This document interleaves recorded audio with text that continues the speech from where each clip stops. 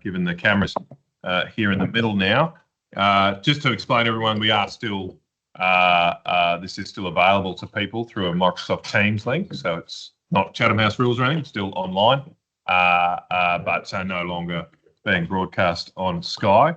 Again, I want to thank Ross Greenwood and thank everybody for a very open discussion this morning. We have heard a lot already about red tape. It's raised a few times, and the next session we're going to go into is to delve a bit deeper into red tape issues. We have here representatives from the Institute of Public Affairs, Scott Hargraves.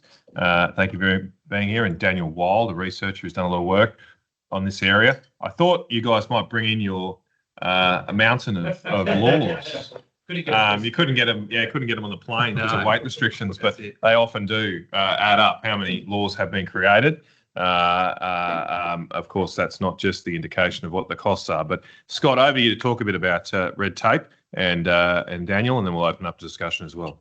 Absolutely, Matt. I'll try and be brief and hand over to Dan. No, you're absolutely right. We've done that for the mining sector and housing sector, and the red tape and regulation is right across the economy, though. I think we did something on the financial services sector as well, and you count up legislation and regulation, and that got us about 20,000 pages of regulation. But then we added the what we called the regulatory dark matter of all the rules that the various financial regulators put out, and that totaled 70,000 pages of regulation just for that one industry.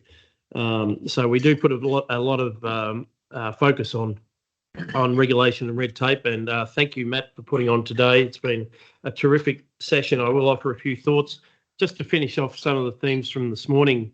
I just wanted to emphasise that in this room, at least, we can talk about competitive advantage, and for so much of Australia's history, it's been based on primary industries, and to be honest, it still is, or still could be. And one of the things that worries us at the IPA is that we are running on fumes. We're dealing with enjoying the legacy of investments that were made not just a generation ago, but maybe 2 or 3 generations ago. And when we've had reference to what Woodside's going through, again, that's a life extension. Kerry Stokes was quoted in the press this morning from a speech he made last night, pointing out that the Pilbara, that wonderful engine of Australia's economic growth, could not be developed under current regulations, and that's actually a terrifying thought. Nick Jaws spoke eloquently about high efficiency coal plants that we could build, and Matt, you've been a champion of those too. We're just as worried about the ones that we have. Matt Keane, when he was in the New South Wales government, signed off on closing Eraring by this year. And that would have been a wholly disastrous scenario for the people of New South Wales. And everything that Aidan and Zoe talked about really goes to the heart of energy security. If we start to lose the Alorns and the Erarings, and they're closing down the coal-fired power plants in WA, this is energy security. This is when you start getting into the physical system being under threat of blackout. So they are things that worry us. We are also worried that in terms, again, of our primary industries, we've seen the casual, non-transparent way in which the Albanese government signed up to an international agreement on nature positive. So to lock up, to make a commitment to lock up 30% of the landmass and 30% of the waters. That name, nature positive, has now been given to the so-called reform of the Environment Protection and Biodiversity Conservation Act. But as you all know, I think the people in this room know that when you hear the word reform, this is not necessarily a reform which will make things better. It is a reform that will actually make things worse. And the final point I'd make is we've had some great references to the Japanese and other companies that are raising alarm bells over Australia. The only thing worse, I think, than companies like that raising alarm bells are the ones you don't hear about. They just leave. It's the investment you don't see. The options for corporations are always voice and exit, and exit is actually an even bigger worry because you can't even track it. All I wanted to say about red tape at the start is it's always been an issue, of course, wherever government exists. But really, it was after the fall of the Berlin Wall, the idea that socialism required governments to own the commanding heights of the economy was defeated, if you like. But then they discovered that they could simply regulate the economy to get what they wanted. And this is, again, why we're so obsessed with net zero and the Paris agreements, because net zero by 2050 has become the omni-cause behind. There is literally no aspect of the economy, no aspect of household, no aspect of human life that escapes the purview of government when you have a commitment like that. When you're telling you what kind of appliances you can have in your home, forcing electrification, the cars you can drive, let alone the impact on industry that people have spoken about. So we are in an historic era of red tape and over-regulation, and it's driven not just because bureaucrats love regulation, but it's this progressive ideology. It's the way to achieve their goals, where government can direct every aspect of investment and human life. And as so many eloquent people have said, the alternative is a market-based order, not markets without regulation, but ones that allow price discovery and exchange that actually creates value. And gee, wouldn't it be nice if we could get back to that? And I think there's also the argument which has been touched on. If we talk about arguments for reform, there is the essentially social democratic argument that if you want the welfare state, if you want the public hospitals, if you want to alleviate poverty, if you want to be able to put money towards defence, as we actually need to do, then for goodness sake, let us get on with it. As you said, so eloquently said, Peter, let the private sector flourish. We've actually published a paper with the with the Fraser Institute on the Danish model. That's essentially the social compact they made, perhaps a little bit similar to the Hawke government. It's like, well, we'll let private sector do its thing, and then we'll use that money to spend on the social programs. And again, that would be a better model than the one that we have.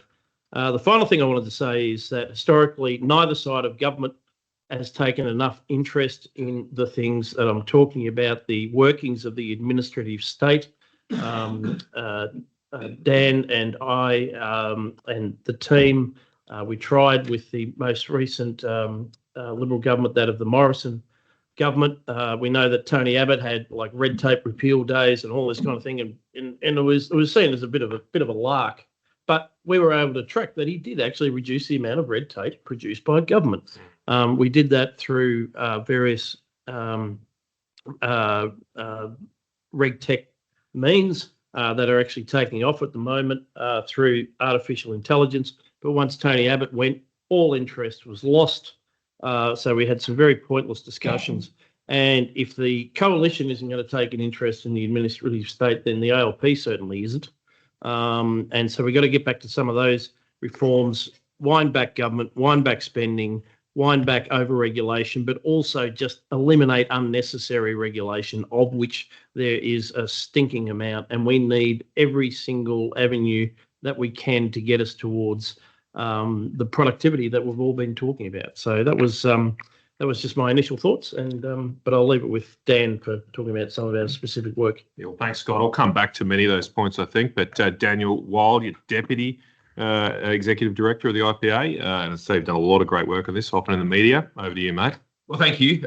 Thanks, Matt, for this. It's really important that we come together to talk about these issues, and I wanted to thank you for your leadership over many years in Parliament, not just on regulation, red tape and productivity, but many big economic issues and social issues. You're someone that provides an important voice, not just for the coalition, but for Australians, for Australian people to actually have a common sense voice in Parliament. So thank you for all the work that you've done and continue to do in Canberra. A couple of observations before I get into the sort of red tape specific area.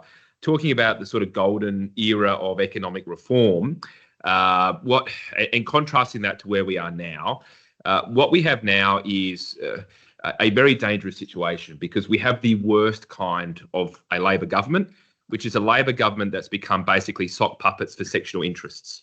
That's the problem we have. The Hawke era, and you mentioned the Hawke, Keating, Kelty reforms, they were nationally minded individuals that were able to overcome the sectional interests that can sometimes dominate a Labor government.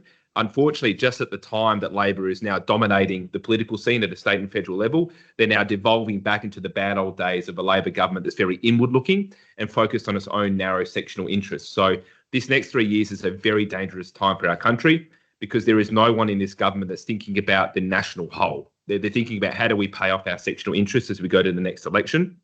So that's a huge risk that we currently face. The other point, just reflecting on the glory days, and I was talking to David before about this, is there's a lack of intellectual self-confidence, not just in the political system, but in many of the civic institutions of our society. I mean, Matt Canavan mentioned back in the days of the PC, Productivity Commission, or public servants giving advice, is they would give advice and they would tell it how it is, regardless of what a minister may say. I think, correct me if I'm wrong, but I think when Hawke floated the dollar, that was against the advice of Treasury at the time. Now, the point isn't whether Treasury was right, wrong, or indifferent. The point was that Hawke had the intellectual self-confidence to say, thank you for that advice. We're doing something different. But now that intellectual self-confidence is really lacking, not only in the political system, but I think in many corporates and other civic institutions. People don't have the confidence to actually say what they think and what they believe. So that is another risk we face at the moment, which is this sort of groupthink culture that permeates many of our major institutions.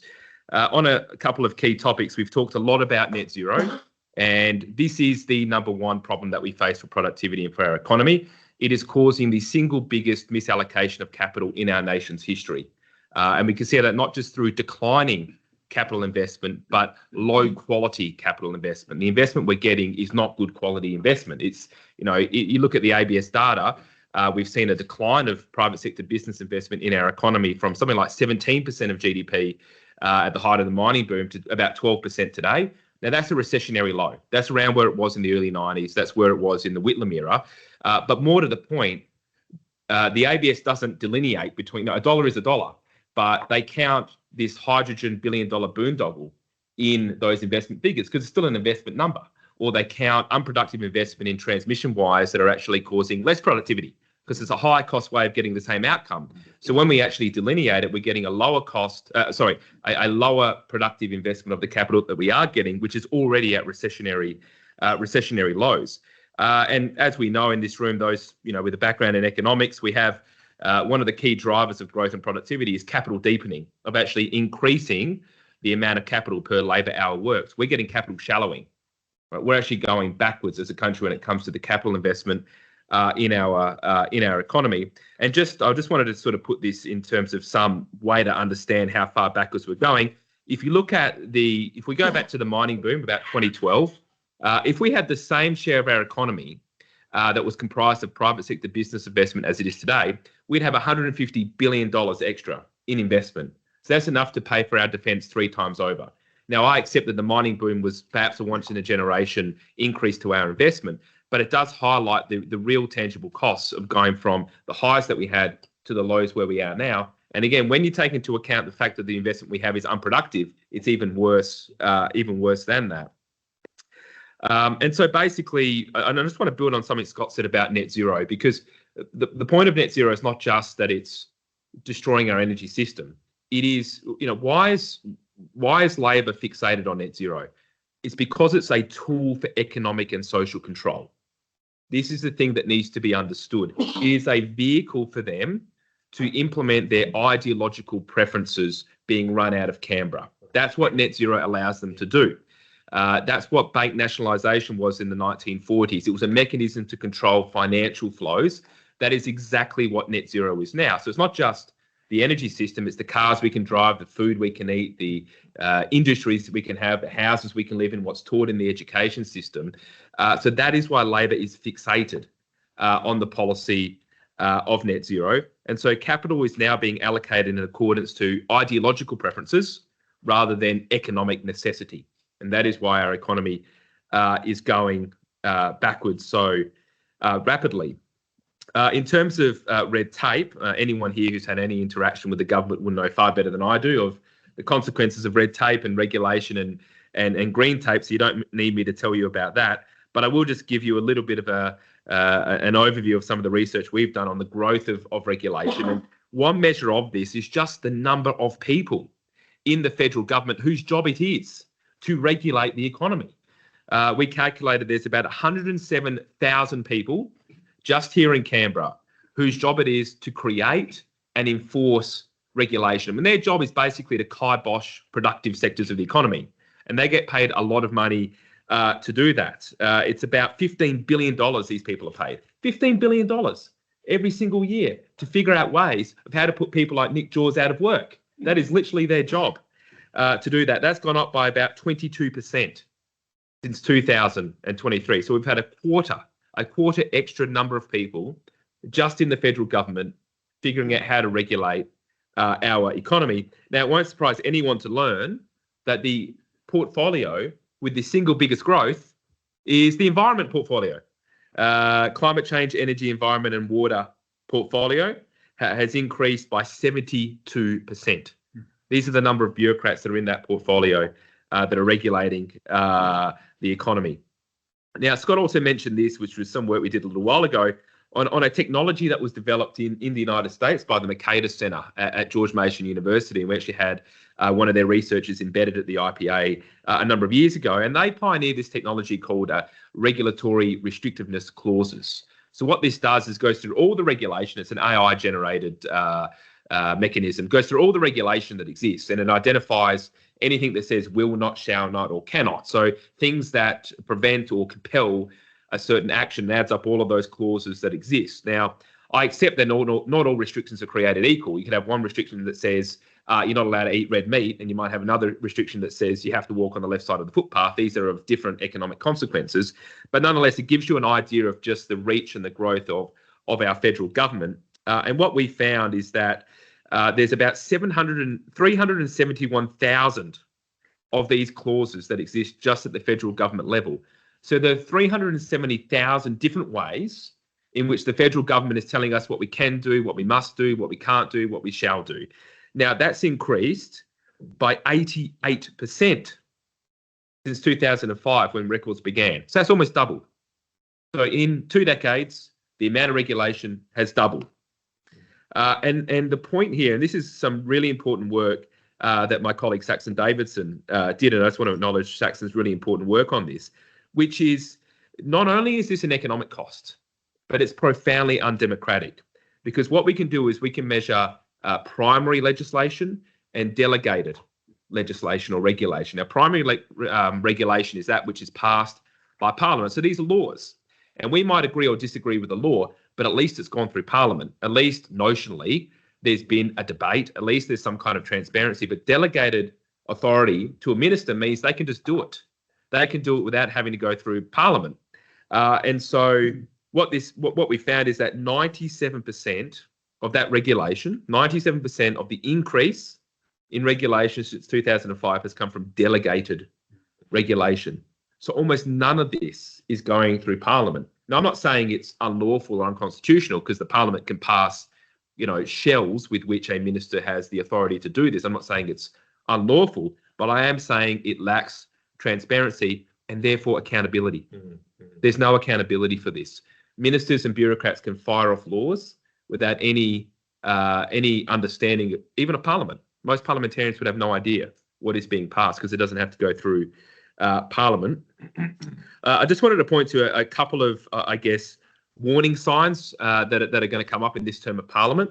The first is, I believe there's going to be an even greater expansion of the federal environmental laws, the Environment Protection, Biodiversity and Conservation Act, which is the main vehicle through which Canberra can control the resources sector. And without getting into the technical details, those of you who have had experience in this sector will know that they have triggers. So if your project triggers one of, I think there's 8 or 9 components in that law, you have to go through the federal approvals process in addition to local and state approvals as well. Now, one of the things the Greens have always wanted is a climate trigger. So what that means is any project basically that has an effect on climate change, which is anything, would then need to have federal government approval. Now, again, Saxon did this calculation of the cost, and at the time we did this, there'd be about $227 billion of investment that would be jeopardised by the introduction of a climate trigger.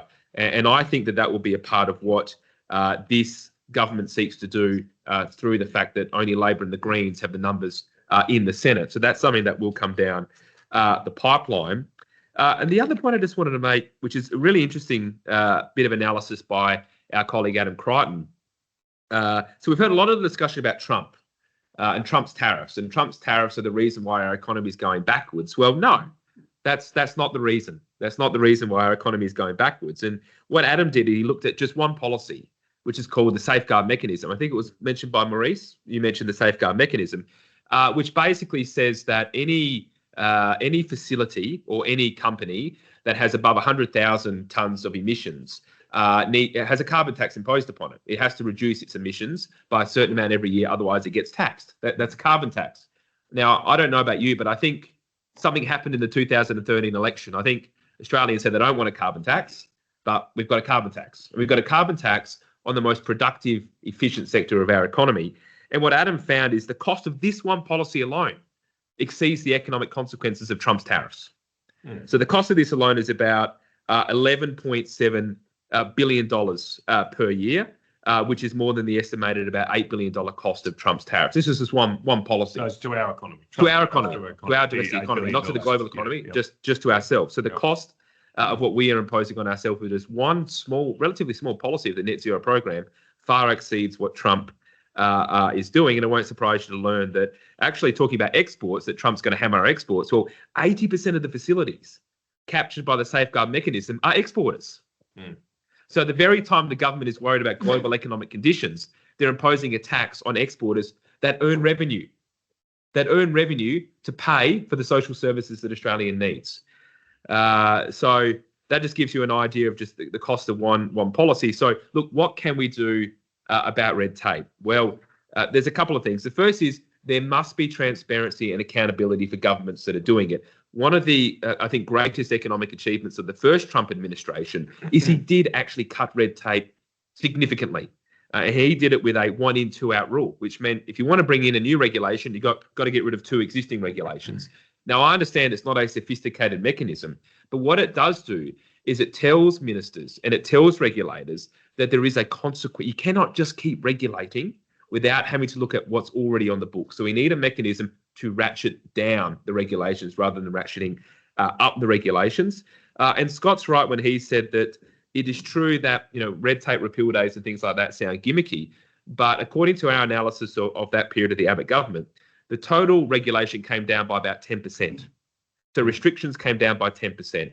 Now, again, sure, you might say we're getting low-hanging fruit, and that's probably true, but they were a mechanism, an accountability mechanism in Parliament to say, this is a day we're dedicating to cutting regulation. Just one day. Just one day. I don't know how many days Parliament sits a year. It's about 100 days a year or something like just 1 out of 100. And they still got a 10% cut to the number of restrictions on the books. Imagine if you had a government focused on doing it. So it can be done. The Trump administration shows that it can be done. And also a very simple thing, sunsetting. Why do regulations stay on the books? They should be automatically sunsetted after 5 or 10 years. Now, if there's a strong case, which there may be, then do them again. Go through Parliament and renew them. But the default setting should be that regulations go off the books after 5 or 10 years, and ministers then need to bring them back to Parliament to justify why they need to keep going. So I'll leave it there in terms of some of the headline comments about red tape and regulation. So thanks again to I just want to thank you, Daniel. The stats are amazing. I think we might need a repeal year, though, not just a repeal day. Whole 100 days. David, over to you, mate. I'll try to be brief, and I think I would like to compliment what Scott and Daniel said, and I'm very supportive of everything the Institute of Public Affairs does in this area, but I wanted to give a slightly different take, just given my career inside Treasury. So when we think about red tape and the regulatory state, obviously we have to look at the demand for regulation. Totally support repeal days, but the demand for regulation, it's the rent seekers. We have a corporate sector which is increasingly dominated by rent seekers, given permission by the government that rolls out the red carpet. We also have the public. We have a public that instinctively, often with the support of tabloid press, insists on regulation based on selective blindness. regulation doesn't achieve objectives, but whenever we have a new crisis, and we saw it with COVID, that's the most dramatic example, we've got a deep popular reflex in this country, which I don't think we have in the US. So I'm not saying it's insurmountable, but I do think we have to think about the demand. The supply side, the heads of the regulatory agencies, I've dealt with them over 20 years. Gary's familiar with them. They're a vested interest. I used to say to my staff in Treasury, don't ignore everything Gina Cascott-Lieb says because she's a regulator, but don't uncritically believe everything she says because she's a regulator. Assess what she wants through the prism, not only of what she's claiming, but of self-interest. Everybody in this room knows if your budget, if your power, if your prestige, if your access to ministers is linked to your regulatory empire growing, that's where you're going to go. And so we're very powerful regulators who have the ear of government. Treasury and the Productivity Commission used to be a natural protection against the regulatory state. They've been weakened and compromised. So I think complementing what you're doing, we have to restore them. Finally, I think about the regulatory challenge. We can overwhelm ourselves, just like in the 1970s economy where centralised wage fixation, deficits, current account blowout, fixed exchange rate. We didn't know where to start. The float actually focused attention and it unlocked other things. And I said that in my other presentation. For me, the red tape agenda can be captured by the government downstairs. They're going to put out a communique tomorrow saying, we're all for removing red tape to rip regional Australia apart with renewable energy. Or they're going to say, let's reduce the number of approvals a coffee make has to make. So I think we need to be careful about just generic red tape reduction. It's already been appropriated. You know that. Energy regulation. To me, I know it's not a perfect analogy, but financial regulation for Reagan and Keating, it's energy deregulation in the US and energy regulation in Australia. That's the weakest point of the regulatory state because, as Aidan said, that's where the economic pain is most apparent. We get the public on our side. All right, we can talk about red tape and repeal days. I totally support that. But drawing that link that you made between cost of energy and the regulatory state, that's the political opening. And I think once you deregulate energy, that hopefully would create momentum. So focusing on the most vulnerable point, and I think smart people in the government realise that's the most vulnerable point. Yeah, it's a good point. And the COVID's a great example of the point Daniel made. I don't believe there was any laws that passed the parliament that imposed the restrictions during COVID. All of those were able to be done under the Biosecurity Act, 1920, I think, that none of us knew existed. But suddenly, government ministers discovered that they could shut down businesses. They could just, the stroke of a pen, and that happened. Gary, yep, happy. 2 seconds. Yeah, no, I wanted to ask you. I suppose I'll go to you next. I want to particularly ask you about to respond to the repeal days ideas, things like regulation impact statements. You've been heavily involved in your career. What's worked and what hasn't, as well as other comments you want to make about trying to bring sense into regulatory making? Well, the point that I was going to make, maybe 2 points. Some of you might remember I headed up a regulation task force for John Howard that he thought might come up with half a dozen handy things that would be good politically. We came up with 176. We caused all sorts of trouble. You're very productive. Yeah, this was separate from the commission, actually. It was a special task force. But one of my very first meetings, the person I was talking to said, you've got to remember that no regulation is an orphan. Every regulation has somebody who's living off it, who pushed for it, who will resist its replacement, right? And that can be more or less powerful, but it's something that gets back to what you were saying. So that's the demand side, it's pretty entrenched. And in some cases, like in the NDIS, you've got both the recipients and the providers, together have got a common interest in maintaining this thing. And you can see how hard it is now to do something about the NDIS now that this is developed. The only other point I was going to make was, I think all those ideas are good. We've seen waves of those ideas. The BCA at one stage years and years ago was pushing a lot of that stuff. They do less now. And you guys have done some good work. But I think what we're finding, one of the things that's really dropped off, and I had a personal interest in this because I headed a predecessor organisation, and that is the regulation review process, the little outfit that's supposed to screen regulations and do cost-benefit analysis and check all that, make sure all that's being done. That now resides, wait for it, in Prime Minister and Cabinet.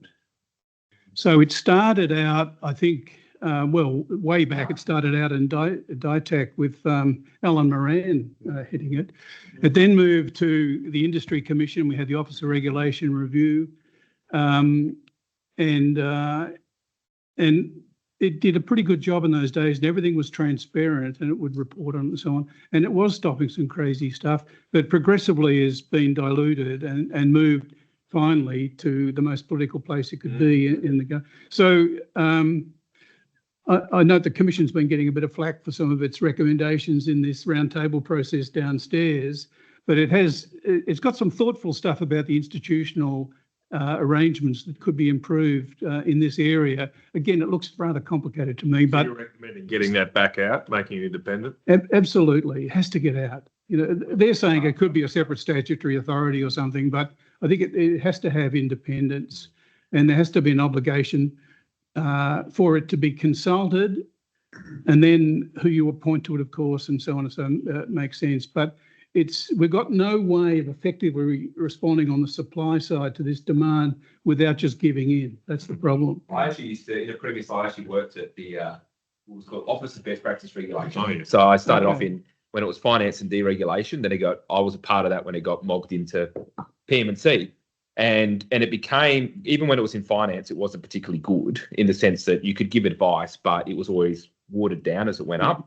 And what I observed happen was ministers' offices were petrified of having something that was FOIable on their desk that could potentially cut across the decision they wanted to make. So they didn't want to receive it. That was the issue. So I'm in favour of FOIs and transparency, but there is a counter thing, which is if you could give it to them in secret, they might receive it well, but they go, do not send me that, because if I see that and it's in my emails, someone might FOI and say, well, hang on, your own department has given you advice that says this is not a good idea, which of course is not the purpose of those review mechanisms. But then people like us at the IPA do that kind of stuff.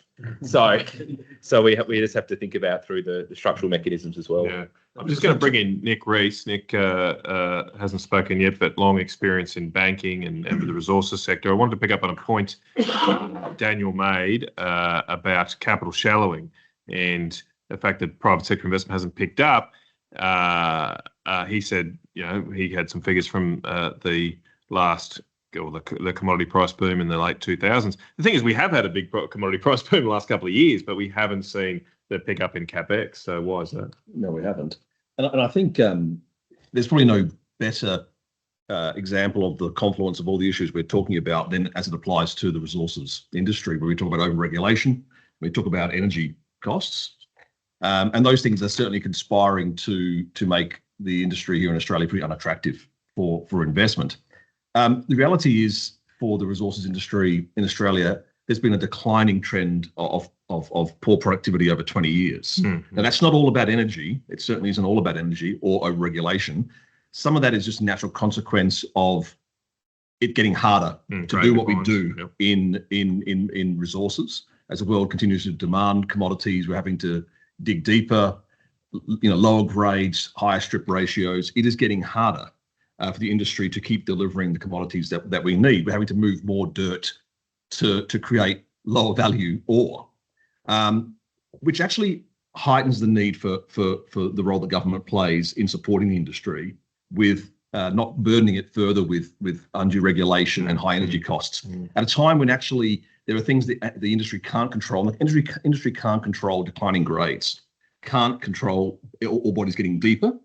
Where can we control things around costs, around speed of approvals, around labour market flexibility, around energy cost. Those are the levers that we have as a country to control. And there was a time when we were a highly competitive resources industry globally. I don't think we are as much so today, and it's going all one way. And so what the industry needs in the face of those productivity challenges is a government that partners really with the industry to say, well, what can we do to actually help the industry improve its productivity? And we can certainly start with energy as a key one. Can I give one quick example? The work I do now is working very closely with mining companies, navigating particularly capital and capital availability for the resources industry. But one of our clients is a junior mining company bringing a mothballed base metals mine back into production. This is a mine that operated for over 30 years and has been closed for 5 years, and this company is bringing it back into operation.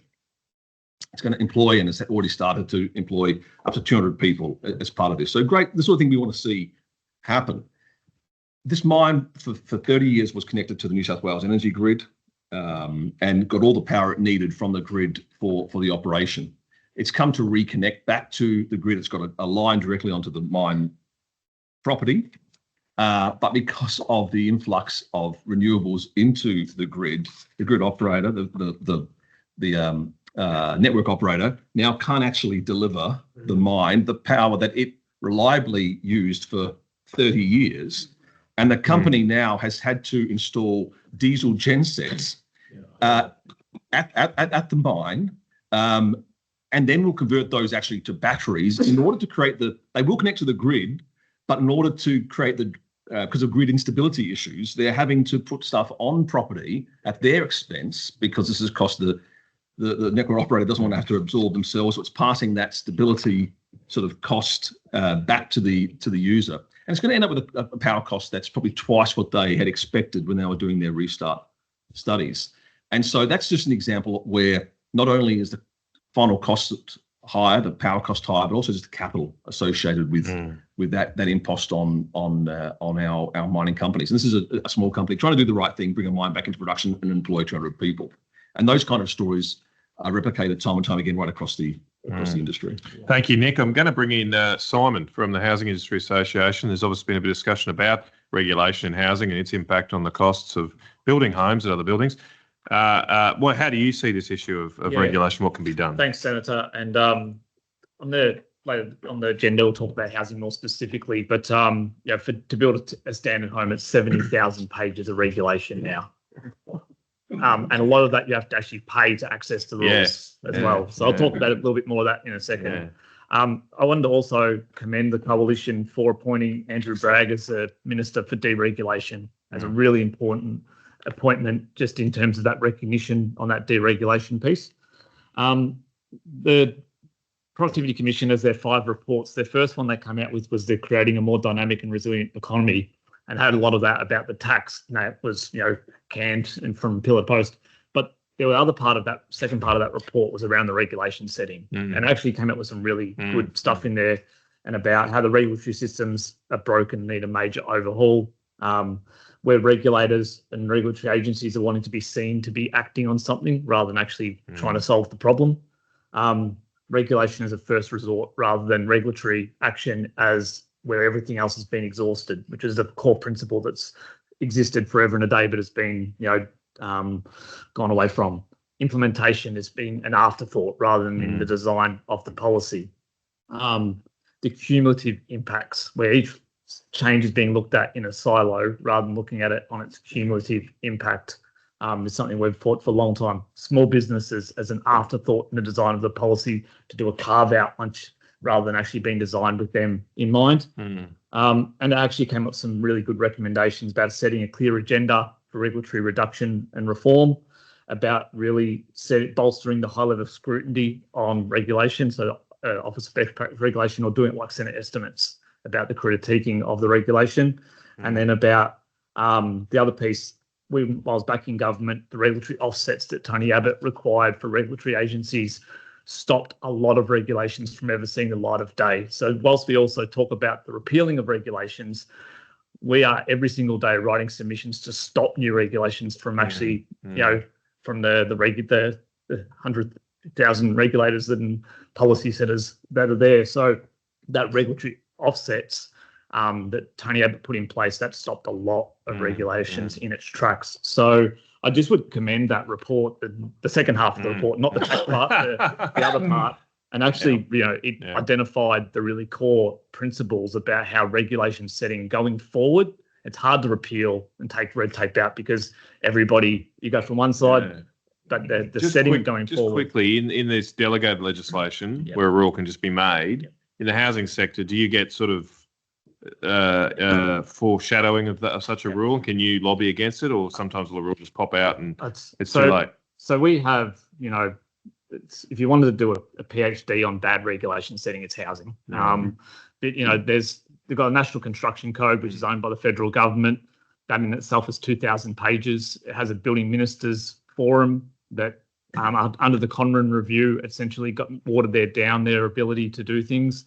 From the design of the policy, whilst it actually seeing what it actually is, it looks nothing like what the policy ministers might have actually asked them to consider.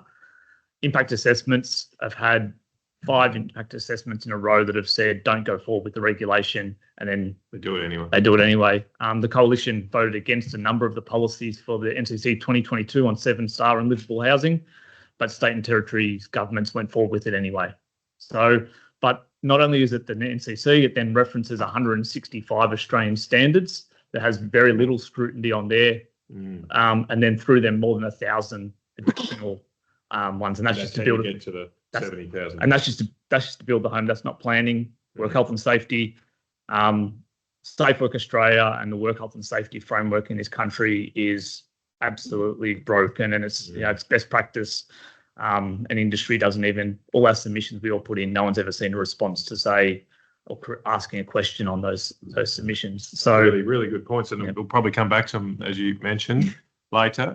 Now I want to stick to time. We've only got an hour and a half left in total for a few more sessions, but I'm going to get Jared and Aidan, unless there's any other comments, and wrap up red tape. Right, Jared. Just really briefly, Matt, thank you. And as we sort of transition from red tape into productivity by sector, and there's almost a shadow red tape and green tape that is affecting particularly our primary industries around access to capital, and then the cost of that capital, and the economic discrimination where we have some of our biggest banks, some of our biggest lenders, superannuation funds who are now refusing to lend to, say, the fossil fuel industry, or giving quite expensive access to that capital, and particularly looking through the lens of agriculture with questions about water use and runoff and decarbonisation.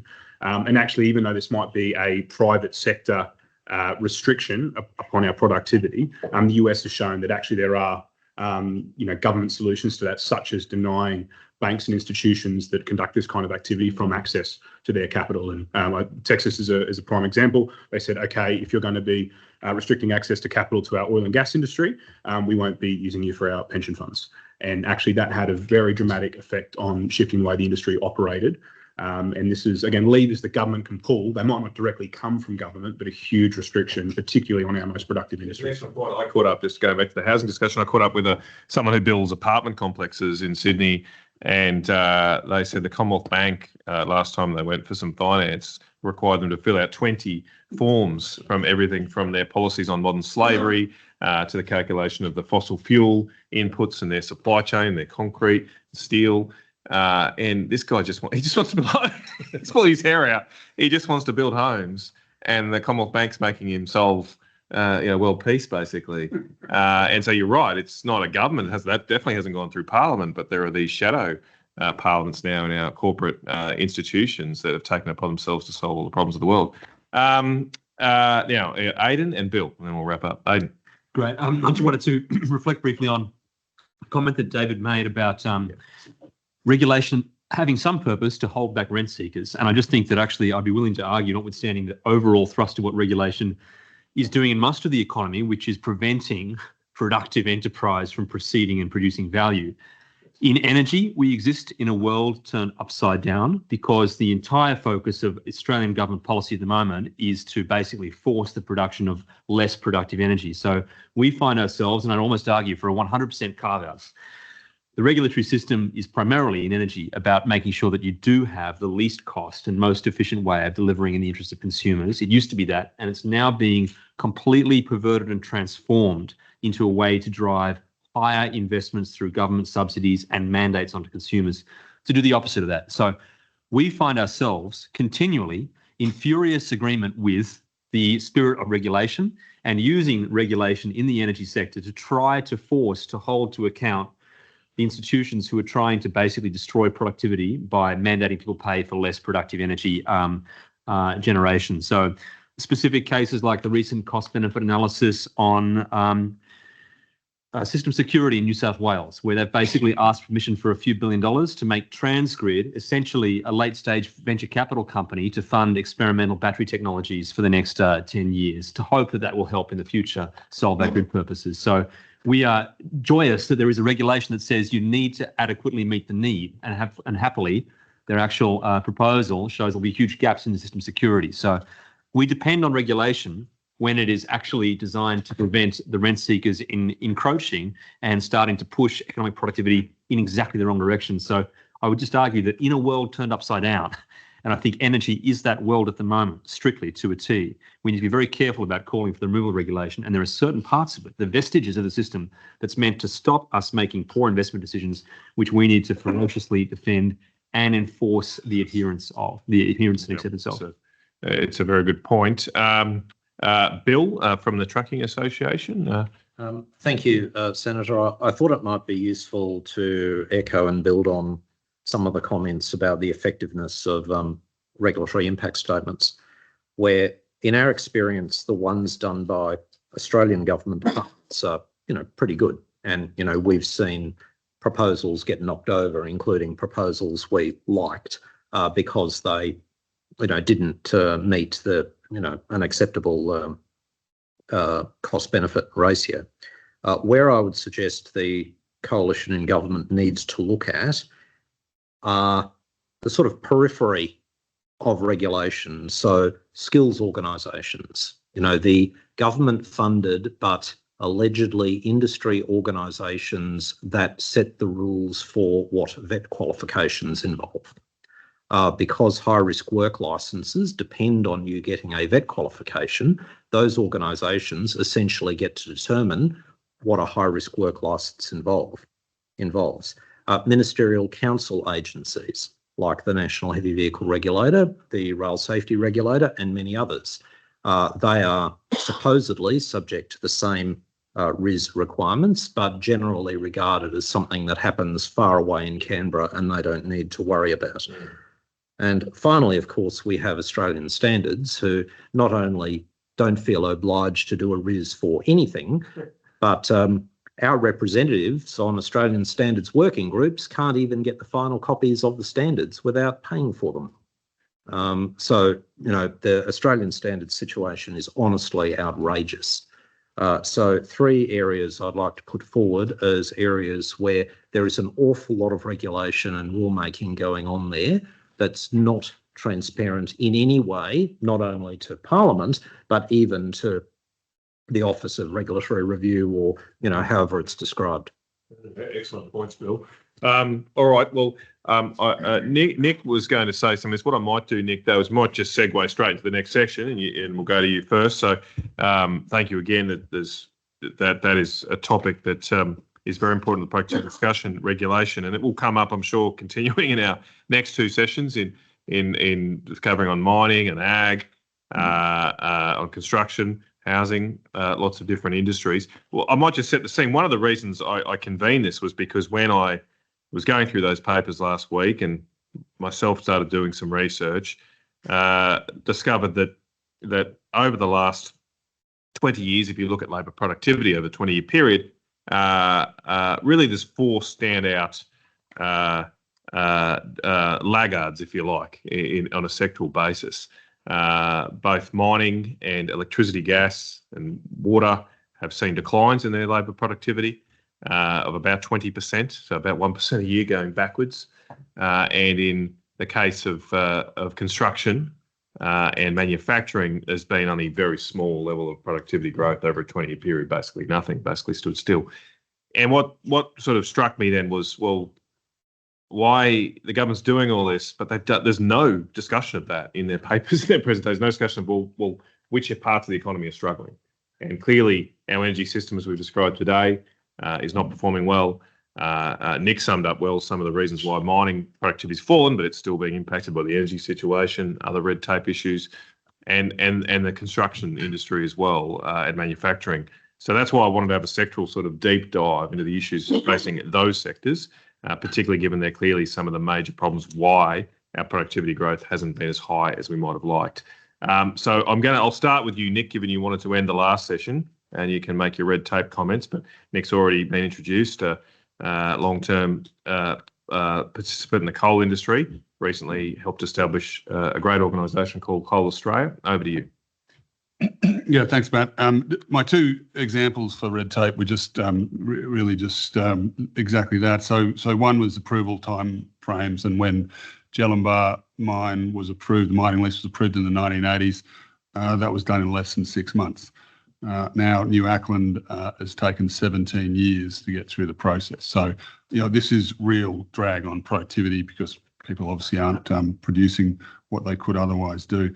And of course, with the new duplicative EPAs being proposed and nature positive reforms to the EPBC Act, we're all very concerned about where that's going to go from here as an industry. Can it get worse? Well, yes, I think it probably can. Environmental offsets is the other one. I know that the mining industry is not alone in that space, but we are facing offsetting up to 10 times the area we disturb. We disturb it temporarily. We put most of it back to what it was in 20 or 30 years when the mine has left. But for some unknown reason, we have to lock up in perpetuity 10 times that area of effectively private land. Now, from what I've heard Steve Nowakowski say, when they put a bulldozer, a remnant forest in Queensland or elsewhere to put through a transmission line or wind turbines, they just use the other remnant forest either side of that as their offsets. We don't do that. We have to actually go and buy, what's otherwise kind of useful productive land and lock it up under lock and key effectively in perpetuity. What's the ratios at the moment? Well, it's between 4-1 and 10-1, and these ratios, I understand, come out of an academic at University of Queensland that dreams up these things. But why? What is the logic behind having to lock up even more than 1-to-1? And considering that you're going to put it back to what it was in the future. So look, that's the bad news. Got some more bad news. I wanted to talk about coal industry, and I think we've heard today, a lot of people sort of almost accepting of our fate. A lot of the coal industry, a lot of general industries, we just accept that. Most people around this room would violently disagree with me that you could potentially build another coal-fired power plant in Australia. That we accept that we haven't got social license. We accept that people don't like our industry and other industries, gas, nuclear, other things. But I want to just take it back for a little bit of history and talk about how we got to where we got to. And I've sort of joined the dots over the last little period of time. But there was a guy called John Hepburn in 2011 who wrote a report called "Stopping Australia's Coal Export Boom." And you can still, if you traipse through the dark corners of the internet, you can still find that actually, ironically, on a Queensland government website. And when you read through it, and you'll humour me here, it started with a grant from the Rockefeller Foundation. They said they needed $4 million to basically disrupt a looming, and I started Stanmore Coal, we were in that space, a looming coal boom. There were going to be 5 new ports built, Wicket, Dudgeon Point. There was going to be expansions, multiple expansions of Albert Point. The Galilee was going to be opened. The Surat was potentially going to be opened as well. These guys quite potentially 800 million tonnes of additional coal. That's not correct. All they've done is added up all the competing port proposals. But there is, if you add up the mines that they've included, that 300 million tonnes of additional coal, which could have come out of Queensland and New South Wales. But when you read the report, it actually is a very accurate summary of where we find ourselves today. So they wanted to disrupt and delay key infrastructure, challenge and delay key infrastructure development, and over-regulate. That's exactly where some of this has come from. Constrain the spaces for mining. So the same way they've done in coal seam gas with Lock the Gate, they want to roll that into mining. Increase investor risk, create uncertainty and heightened perception of risk over coal investments. Well, they've been incredibly successful at doing that. Increase costs, so they drive up the costs, and therefore in theory, other energy sources become more competitive. Withdraw the social license to the coal industry. So it's changed the story from what it was in the day of being the backbone of our economy to being a destructive industry that destroys the landscape and communities, corrupts our democracy, and threatens global climate change. And build a powerful movement. So very much they've succeeded. And how we know they've succeeded is that back in 2011, and you'll remember, I think the last coal-fired power plant built in Australia was Kogan Creek in Queensland. I was actually working for Paul Espy at the time, doing advisory work. We advised on that to Treasury. 2007, by 2011, Australia was mining about 450 million tonnes of coal. Today it's mining about the same amount. So the extra 300 million tonnes of coal that could have been that next mining boom could have underwritten all that prosperity, all those jobs, all that sort of stuff, just never happened. Well, presumably then it went away. Well, no, what happened was Indonesia went from 350 million tonnes of what's dirtier coal to 850 million tonnes of dirtier coal today. So they went up by 500 million. Mongolia went from 0 to 60 million tonnes of coal. So exactly what they set out to do, which was to destroy the coal industry, they set out and they destroyed the Australian coal industry and the prosperity that comes. So what they've done is they've exported jobs. Now, they wanted to raise $4 million to do all this, run legal challenges, all that sort of stuff. You're seeing them in the courts today against Winchester South. The same people, the same organisations, the EDO, Kai Conservation Foundation, Australian Conservation Foundation, Queensland Conservation Council. There's a whole bunch of others, Surfers for Climate, all those sort of guys. What did they raise? Well, they did that, and they got money out of people like Graham Wood from What If in Australia. They got money out of Michael Bloomberg in the US, and they ended up doing so well that this thing morphed into a year or two later into what's called the Sunrise Project, which I think 2 years ago, the most recent accounts showed they brought $129 million in from various sources to fund all of these grassroots organisations In a year. $129 million. So that is why we are where we are today, in my opinion, because all of these guys are very well funded, and they talk about Clive Palmer spends. I don't know that. yeah. So and much more than us. they talk about building a cohesive network, training staff. It takes time to grow a movement, and there are political dynamics that need to be carefully managed when introducing funding and paid staff positions into previously volunteer movements. So they've infiltrated all of these guys. It's all here in black and white, and they've done it extremely successfully. So what I would say is that why don't we do the same? They started in 2011, and this was a coal-based economy. Coal wasn't a dirty word. Gas wasn't necessarily a dirty word. Uranium wasn't even thought of. But why don't we do the same? Yep, well, that's a clarion call for industry and business. It's often one I repeat that people expect me to fight for them, but they won't fight for themselves. So, but I'm already out there. I do it for free. Thank you very much, Nick. It's very thought-provoking. I might bring in, we'll just switch to agriculture now. I mentioned the different sectors. Agriculture is actually an outperformer in terms of productivity. I always think that's because you've got to be. You face world markets and you've got no choice but to be on the productivity frontier, really, to exist and survive. It's obviously a very successful industry for our country. But David's rare among many of us. He's been to the other roundtable. I'm not asking you to leak from it. I know it's all secret squirrel down there, but tell us a bit about how's the agricultural industry facing and what can be done to improve its performance. Well, first of all, thanks for the invite, Matt, and thanks for letting me keep my phone. Always a pleasure to be able to tweet these things. And I'll just probably pick up with where Nick finished off with the EPBC Act, and Richard as well, noting in the room, we have got huge concerns in agriculture that it's actually the ag land that's being used to lock up these ways of forgiving other people's sins and whatever sins they are. And the fact that even forestry, I could add to the list of what mining is as well, to be quite honest. It is the backbone of how we build houses, the backbone of what we need for natural resourcing. We've got plenty of it, but yet we can't get access to it. And so it's a real travesty that we find ourselves in a scenario where legislation is more idealistic than actually outcome driven. And it's a shame that we're in a nation where the can-do attitudes are being replaced with the soft and fuzzy views of a principle, other than what we are here to do and talk about is the advancement of people. We want people to prosper. And for prosperity to happen means you've got to crack a few eggs.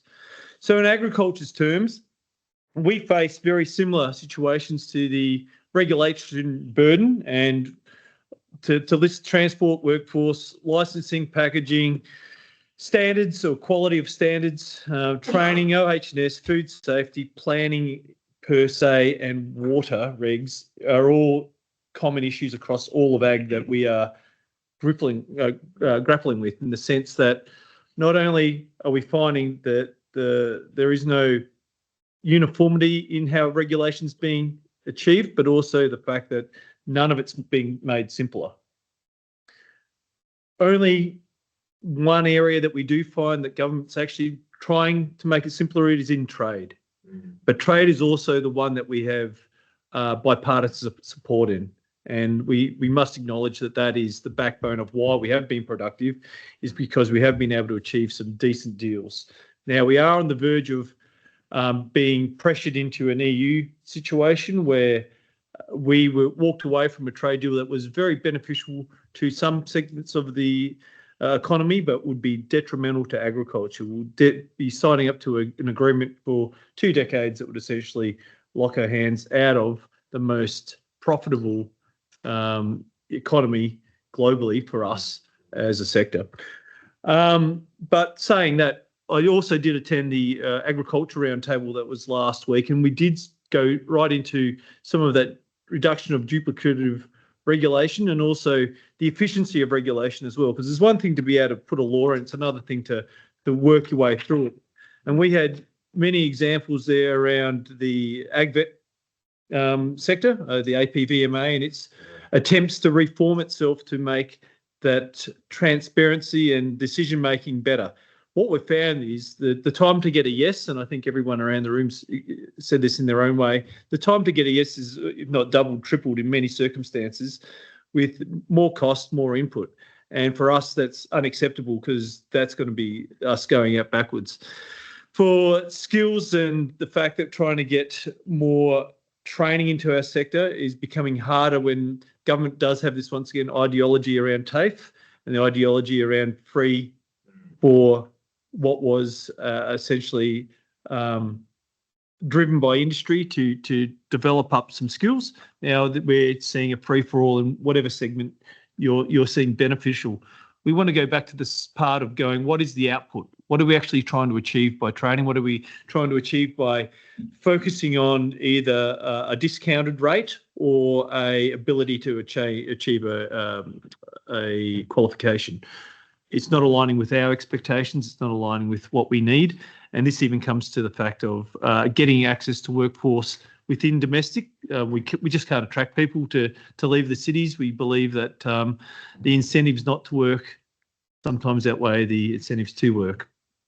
Can't work from home on a farm. Well, the Victorian government's trying We kind of do, but trying to make it a bit more legislative. But even for the mere fact we're talking about 2 days a week working from home for any sector is a questionable outcome, let alone to the practicalities, as you just rightly mentioned.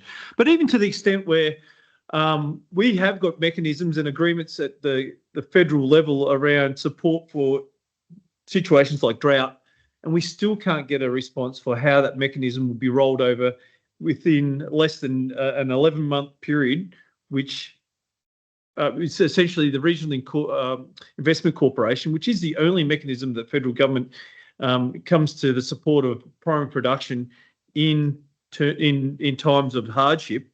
There is no pathway forward, and it will sunset at the end of this financial year. Is an absolutely travesty when you've got a national drought agreement to say that is the one thing we're going to do. So having surety when we have support is absolutely one thing that our industry thrives on.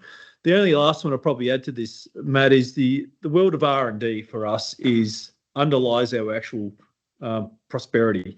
If we didn't have research and development, if we don't have that continual buy-in from government to help us do that, we would not be in the situation we are in, world leading in genomics, world leading in farming systems. And that also bleeds into other industries as well. But the fact that we're having to continually defend some of the tax status benefits that we get, the fact that we're even talking about road diesel excise being on the table of this conversation shows that there's no clear understanding of what the drivers are of our industry, what the aspects of what the principle was when these either taxation imperatives or why that taxation imperative has been discounted was put in there in the first place. So I just find there's a real disconnect of the people making decisions, the people who live it in real life. I hold a hose. I know what it feels like to go out and bloody fight a fire. But when you've got state-led regulation making it harder to do that, when you've got federal overlay that essentially is making those fires worse, it's for us not only a challenge, it's just that disconnect. And back to the comment, I guess, Nick, what you said about social license, we also grapple with that in our animal. Every industry we've got's got an Achilles heels, but we understand that you've got to be able to demonstrate what you do, but you've also got to live with the reality that an animal has to have one bad day. I can't change that. I can't change the fact that I need chemistry. I need to use chemistry to be a profitable broadacre farmer. We've got bobby calves because it's only the females. We can only milk the females. We can't milk the males. There's just some realities of a fairy tale where everybody lives a happy life versus we've actually got to do some hard work here. And that's the narrative struggle that we do have. And I just fear that we've got some soft times. We've got some hard times ahead of us because we've got some soft decisions that have not been, or decision makers that are in place, and we've got to make some pretty fundamental choices now.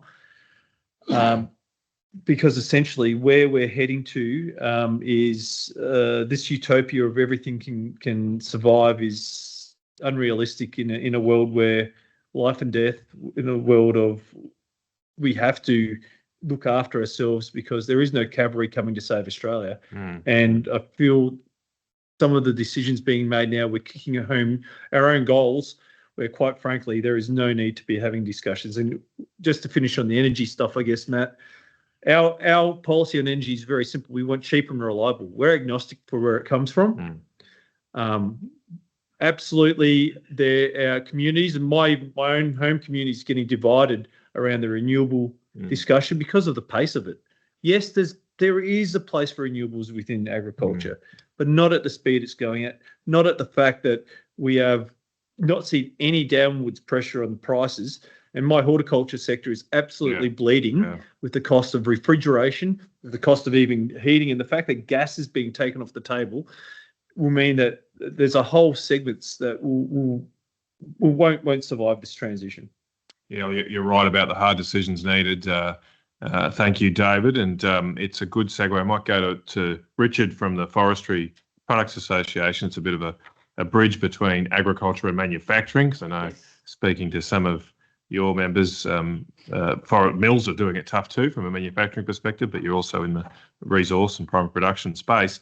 So how are you finding things in the industry and the outlook for forestry? Really tough. So I guess thanks, Matt. And obviously we've worked in the past in water, speaking of a place that's been regulated to death, sending water down the end of the river for no outcomes. And still South Australia has water quality problems. Surprise, surprise. It may not be the fault of upstream agriculture. I do want to agree with the people about the Office of Best Practice Regulation. I spent some time in the department, have done a couple of RISs, at least back in the early 2000s. It took a bit of effort with a bit of political now, so you could still game the system, but at least it took some effort. Now it's pretty much non-existent. Stopping that regulation, and I really think reintroducing that would be really important for us, for our members. Energy prices are the number one issue. Have doubled in 3 years. Our biggest producer for timber framings made his first loss in 27 years. It's very hard being flooded by imports that can outcompete us.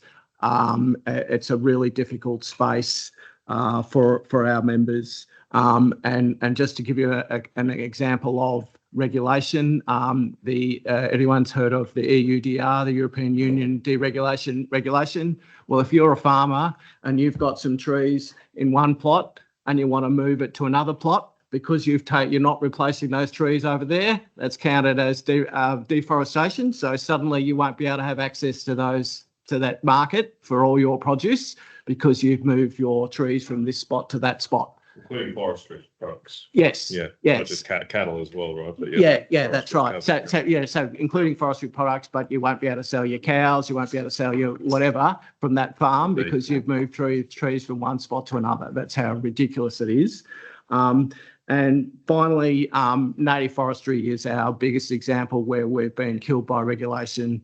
When the EPBC Act was set up in the early 2000s, we set aside most of our native forests to protect all the critters we need to protect and all the flora and fauna. Unfortunately, governments haven't invested in national parks and not been looking after those sectors. And the only good part of the forest that protects or that survive bushfires seems to be the small area, which is around 4% of that forest, which is used for native forestry.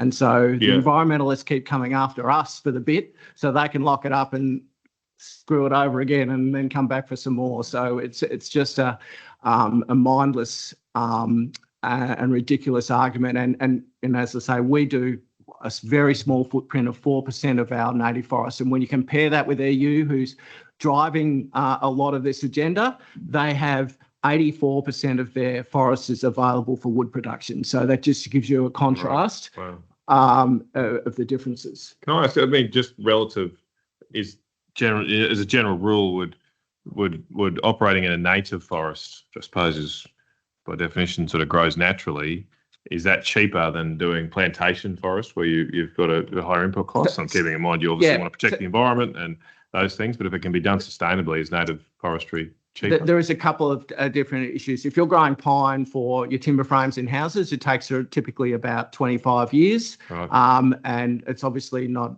native to Australian. So it's got to be plantation. It's got to be plantation.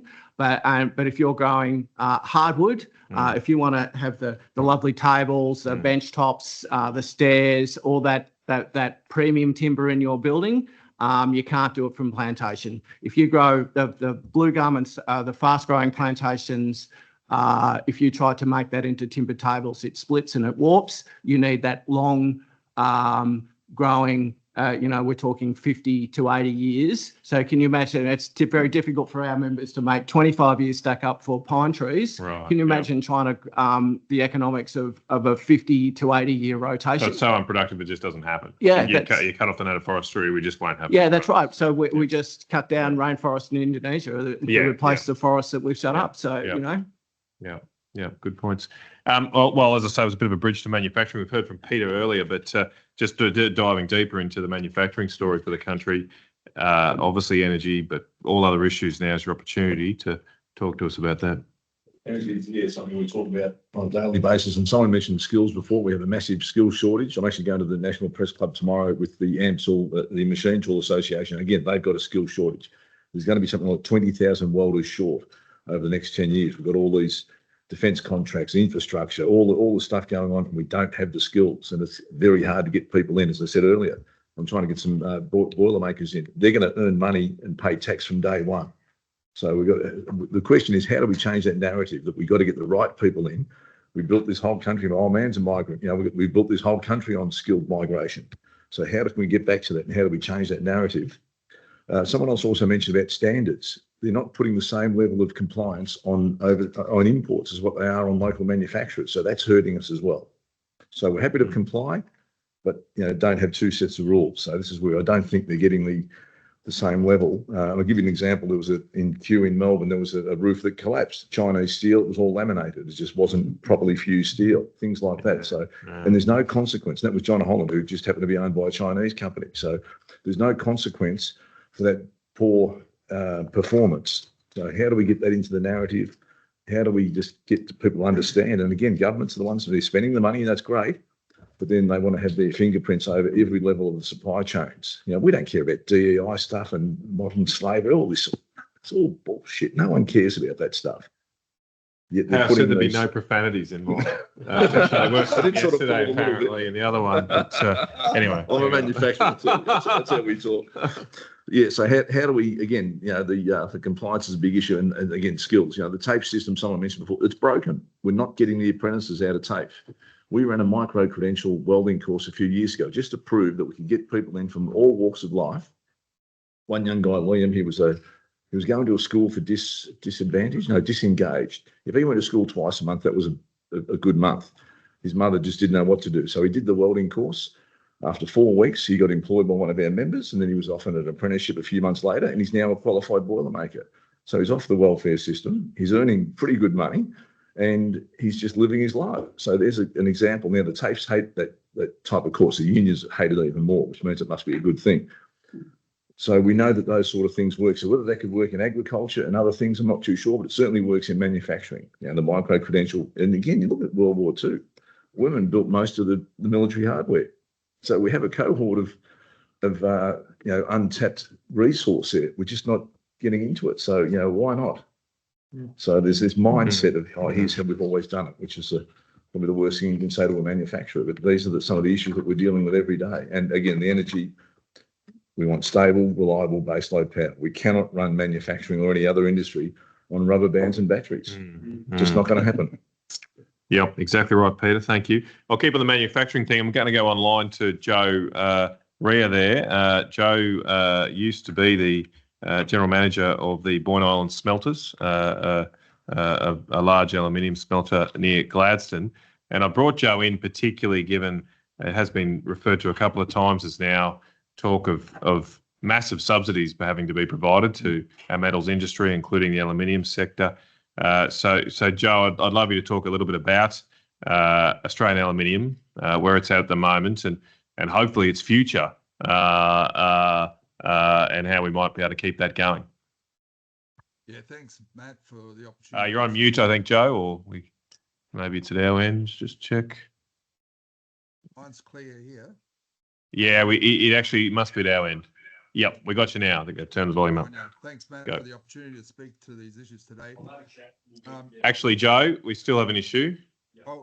We might just try and might move to somebody else first. Joe, I'm sorry about this, but we can hear you very softly. So there's something in the IT system here we'll get to. I might then move on to Alex. No, is Alex gone too? He's just ducked out as well.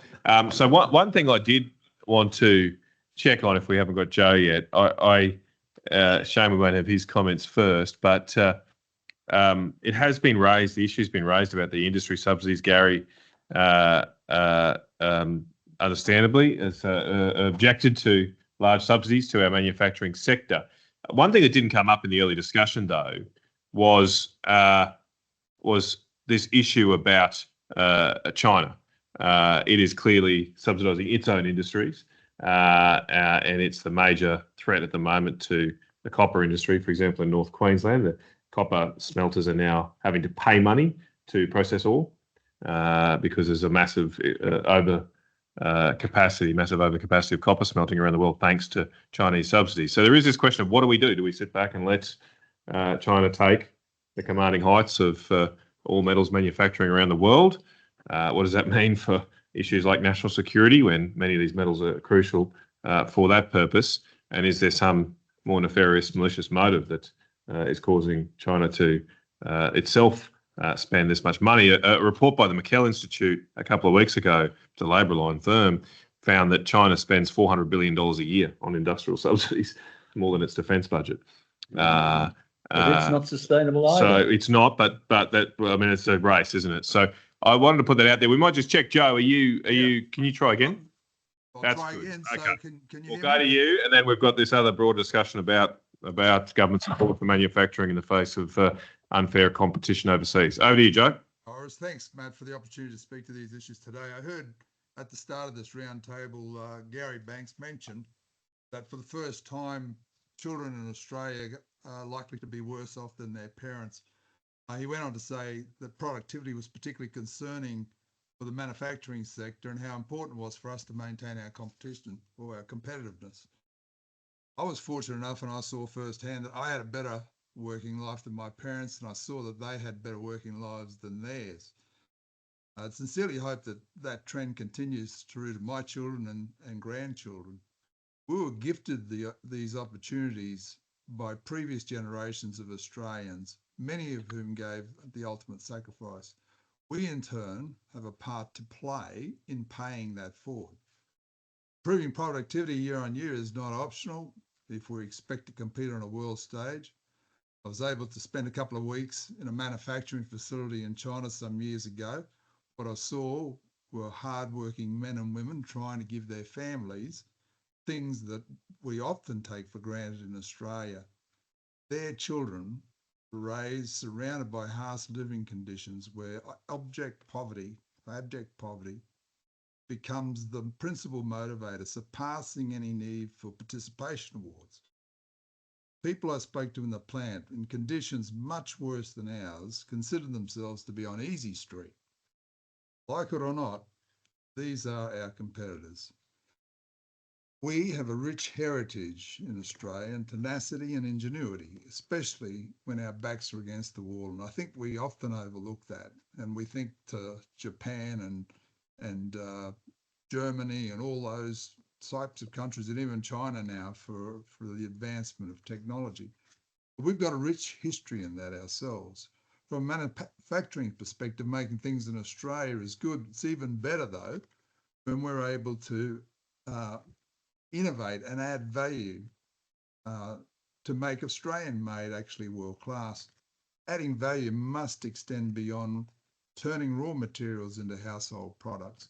It needs to include how efficiently the value-add process takes place. We can apply all the key performance indicators under the sun to show productivity improvements. However, unless it culminates in a dollar value generated on the bottom line, the productivity improvement exercise is just light entertainment, and the KPIs become KPIs. We have natural resources that are the envy of the world. Applying our tenacity and ingenuity to the value-added process must become part of our DNA to help secure the long-term future for multiple generations of young Australians. They're my comments. Thank you. Thank you very much, Joe. Just going to the points I made, I heard Morris, you interjected there and said they're going to go bankrupt or something to that effect. So what do you think, Morris? You've been in banking and finance, and Well, I mean, what do you think of the China threat? could I just say, first of all, that what I'm hearing here is evidence. We've got evidence. What I suspect you're hearing down below is faith. And I think it's very difficult to dissuade people. They're not susceptible. Faith is not susceptible to evidence. And I think somehow or other, I think, Nick, you were saying we need to join the dots. I don't think we're joining the dots. As to China, unemployment of the youth, 16 to 24-year-olds, is running at something like 16.5%. You've got the other day, solar panel manufacturer, 8,000 people put out of work. There are demonstrations, protests in the street are up 21%. I don't know whose statistics they are, but that is generally accepted. My source for that was a Nikkei post. And you're finding that you've got the people who were employed are now not being paid their back pay. So that's why they're protesting. You've got the same problems we have in terms of with agriculture, where people are being told they've got to grow plants under solar panels, which doesn't work. So the rural people are unhappy. You've got the Evergrande property market, which has collapsed. That was 30% of the GDP of China, and house prices are still declining. They had 50 million units excess to requirements. And in fact, there are videos you can see of literally towns being demolished. You can see these high-rise buildings just coming down. So Xi Jinping has huge social as well as economic problems. And I don't see, because of the rigidities that are imposed by the autocracy that he oversees, I don't see a way out of that. On top of all of that, he has a demographic which is aging. The population has actually started to decline. Yes, it's only a few million on 1.4 billion, but nevertheless, that's going to grow exponentially. So what is he going to do? I mean, the likelihood is he'll have either a blockade or an invasion of Taiwan. I've met him twice, and on each occasion he said to me that Hong Kong and Taiwan were the China dream, and he's got Hong Kong, so I guess Taiwan might be next.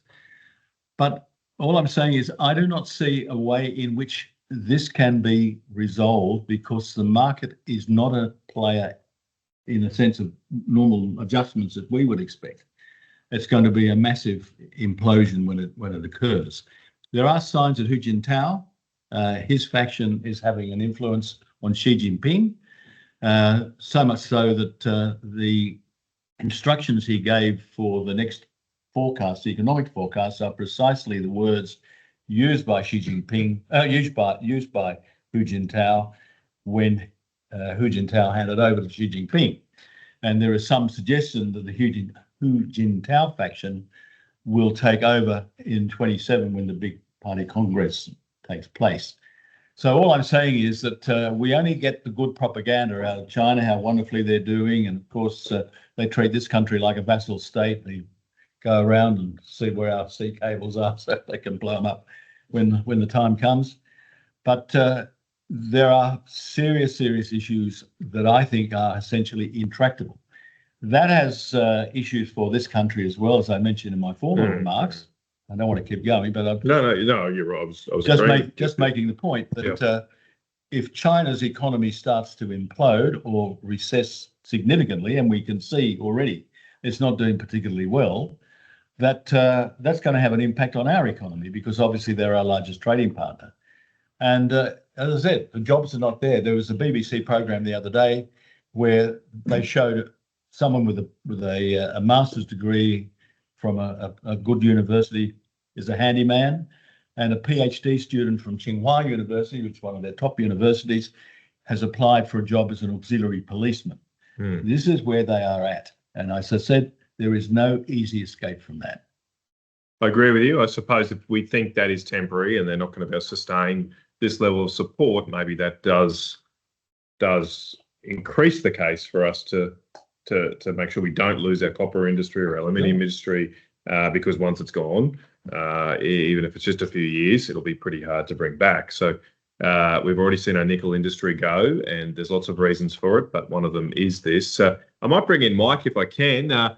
Mike, there from you're in Japan, and why I'm bringing you in is there has been a lot of talk from the government about critical minerals, and we were going to have a critical minerals future.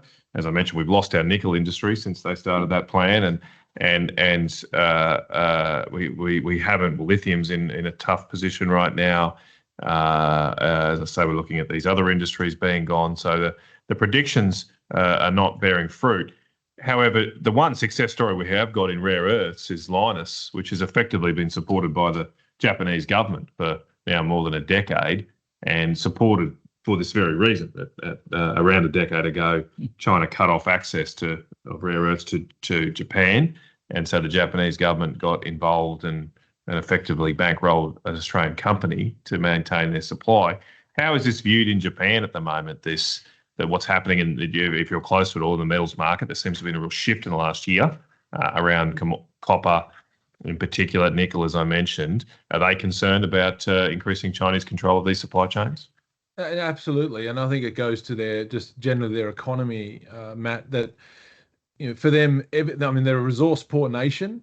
Everything that they do, it goes. Energy security is national security for them, and I think they are prepared to throw big dollars behind things that underwrite their national security. But the thing is that what we're not doing is basically rolling out the red carpet. If anything, we're rolling out the red tape. And I think that's what's also causing them that in certain areas they'll go and heavily invest. You might have seen that one of Whitehaven's mines, they took a 30% stake. I think that was Nippon Steel and JFE. And they did that because they said that we want to show the government that we're not only an off-taker, but we're also an investor. We want to show that we're committed to you. So, those sorts of overt gestures from them are coming out, and they want to do more of that. But at the same time, the rules around coal, not only the safeguard mechanism, I remember back in February, I think, of 2023, just before the New South Wales state election, we put on the reservation requirements.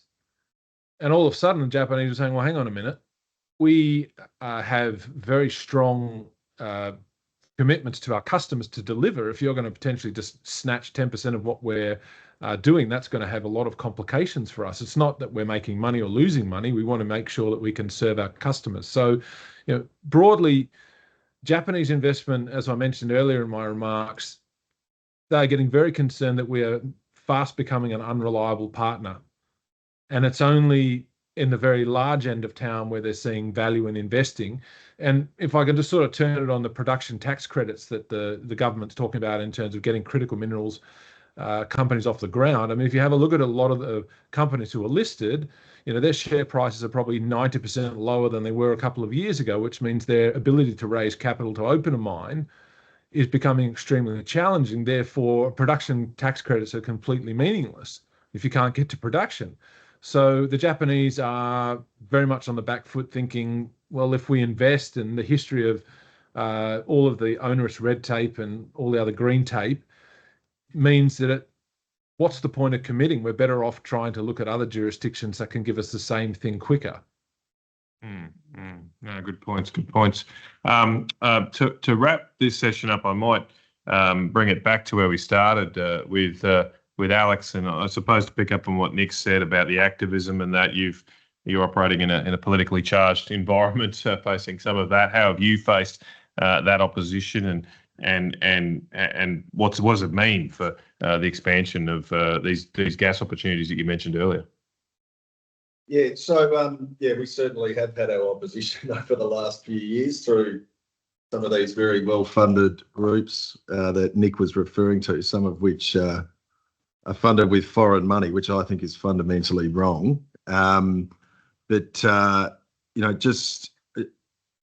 to some of the impediments in a moment, but I think I was keen to put forward the two alternatives that we face as a country when it comes to energy. So right now we're going down this path of 82% renewables. That experiment was tried in Germany and it was an utter disaster. So 500 billion euros was spent trying to transform their energy system to solar and wind. The net effect of that was, first of all, it reduced the contribution of hydrocarbons in the German economy from around 85% in 2005 to around 77% in 2003. So it hardly changed the contribution of hydrocarbons at all. They had to double the size of their grid. They produced 20% less electricity than they had before, and prices went up between 2 and 3 times. Then, of course, the issues between Russia and Ukraine emerged and the taps were turned off, and now they're rebuilding coal-fired power stations and even reversing a bizarre decision to shut down nuclear power stations, which doesn't seem to align with their net zero goals very much. Then you can contrast that to the incredible success story that I referred to before, which is the US shale gas revolution. So the US, I think, their energy system tends to be highly technology agnostic, and they let the animal spirits of entrepreneurship run free. And it was really some pioneering entrepreneurs around 20 years ago who, despite some of the biggest oil and gas companies in America thinking they were a bit crazy, pioneering the technology of horizontal drilling and high volume fracture stimulation, which transformed their economy. They've got demonstrably the cheapest energy in the world. They're no longer importing energy. They're actually one of the world's biggest exporters of energy. Their exports of LNG into Europe have been critical in the last couple of years, given that Russian gas is no longer powering Europe. And I think we face a similar choice in this country. I think, unfortunately, the learned experience is the more penetration of these renewables you have in a system, the higher prices go. It's also important to point out, I think, that hydrocarbons don't just produce electricity. They're also critical for things like urea. So feeding the world will not, you cannot feed 8 billion people without natural gas. We as a company are strong. Hydrogen. Sorry? We're going to do hydrogen. Yes, well, we've got some water pipelines that can get to the plant. It's just that the plant's not going to be built. But anyway, so we have faced opposition from environmental groups, but we stand up to that opposition because we are strong believers in what we do. And for us, it's not just about making money. We are strong believers in energy security for this country and the broader region. We've certainly learnt a lot about tenacity over the last few years. We've had many Senate inquiries that we've appeared before. We've faced challenges to our environmental approvals. But I think, our experience of working in the Northern Territory has been a very good one. The Northern Territory government, both the former NT Labor government and the new NT CLP government, see the development of onshore gas as central to their economic plans, and they've also stood up to some of these challenges. So, there used to be the ability for environmental activist groups to challenge government decisions. The government has reversed that and said that no, that's not allowable anymore. And I think government should have the strength of character and conviction to stand by their decisions. The NT government has also defunded the Environmental Defenders Office, which we are strong supporters of. The defunding, not the EDO. I do think that what we will see in the basin in which I operate is that it'll be similar to what happened with Adani. Once the first ton of coal started moving with Adani, then the activists moved on, and we are very focused on getting production into the local market. Once our initial phase is getting gas into the NT market, but there aren't that many large-scale supply opportunities for Australia's east coast. You've got the Beetaloo Basin, the Taroom Trough in Queensland is emerging as looking like a very exciting opportunity. But these large projects, which are not, they were not naturally deposited next to the major population centres, will need infrastructure. We think the return to Australians on that infrastructure will be very high. But I do fear that as a country, we are going to have to feel a lot more pain, both amongst households and businesses, before we realise that we really do need to focus on reliability and affordability as the key pillars of the energy system. Yeah, look, the downside of your resource is that it's a fair way from our populated centres, but the upside is it gives us the opportunity of potentially expanding the population of a place like the Northern Territory, which has always been limited by not particularly affordable energy resources. We spoke earlier about coal-fired power, bit of discussion on nuclear, not much discussion yet on gas-fired power. I suppose the key question is, do you think the shale industry across the Beetaloo Basin, not just your project, can deliver the kind of gas prices that see gas used as an electricity generation input in, say, the Territory, like you're seeing in the US? You're seeing shale in the US displace coal as the cheapest form of electricity generation. Potentially, but only with scale. So in the US, the shale revolution started in the Appalachian region, which happens to be very close to a lot of the industrial heartland and population centres of America in the Northeast. But then there have been basins such as the Haynesville, which is down around Louisiana sort of area, that have been economically developed. Ultimately, it is a question of scale. So drilling 1 or 2 wells at a time is extremely expensive. And then sending that gas through small pipelines is very expensive. We need, as an industry, to really scale up, develop local supply hubs and so on and so forth, and deliver gas through large pipelines, because all of that scale significantly drives down unit costs. And to achieve that scale, we do need to ensure that impediments such as the safeguard mechanism, for example, don't artificially cap the level of activity. Yeah. Okay. Yep. That's well said. Look, we'll move on, I think, to the housing session to conclude today. I think lunch will be coming in the next few minutes, so look, feel free to just get up and grab that when it comes in. It's been a long session, I know, but I prefer just to push through so people can go. We have got Paul Kelly's come in to join us for the last discussion, so thank you, Paul. I'm not sure if uncertainty is still ended or not, or it's come back in vogue. You might have to write another volume, I think. It's another book, I think. So, but thank you, Paul, for joining us. So as I say, this last session, we're going to focus on housing and small business. We might bring Arthur. Is that all right, Arthur? You haven't had a go yet. So Arthur's both small business person here in the ACT and involved in the housing sector through building trusses. So how have you found your business at the moment, and how are we going to potentially solve this housing crisis we've got? Well, thanks for inviting me, and sorry for not wearing a suit. Well, not the Oval Office.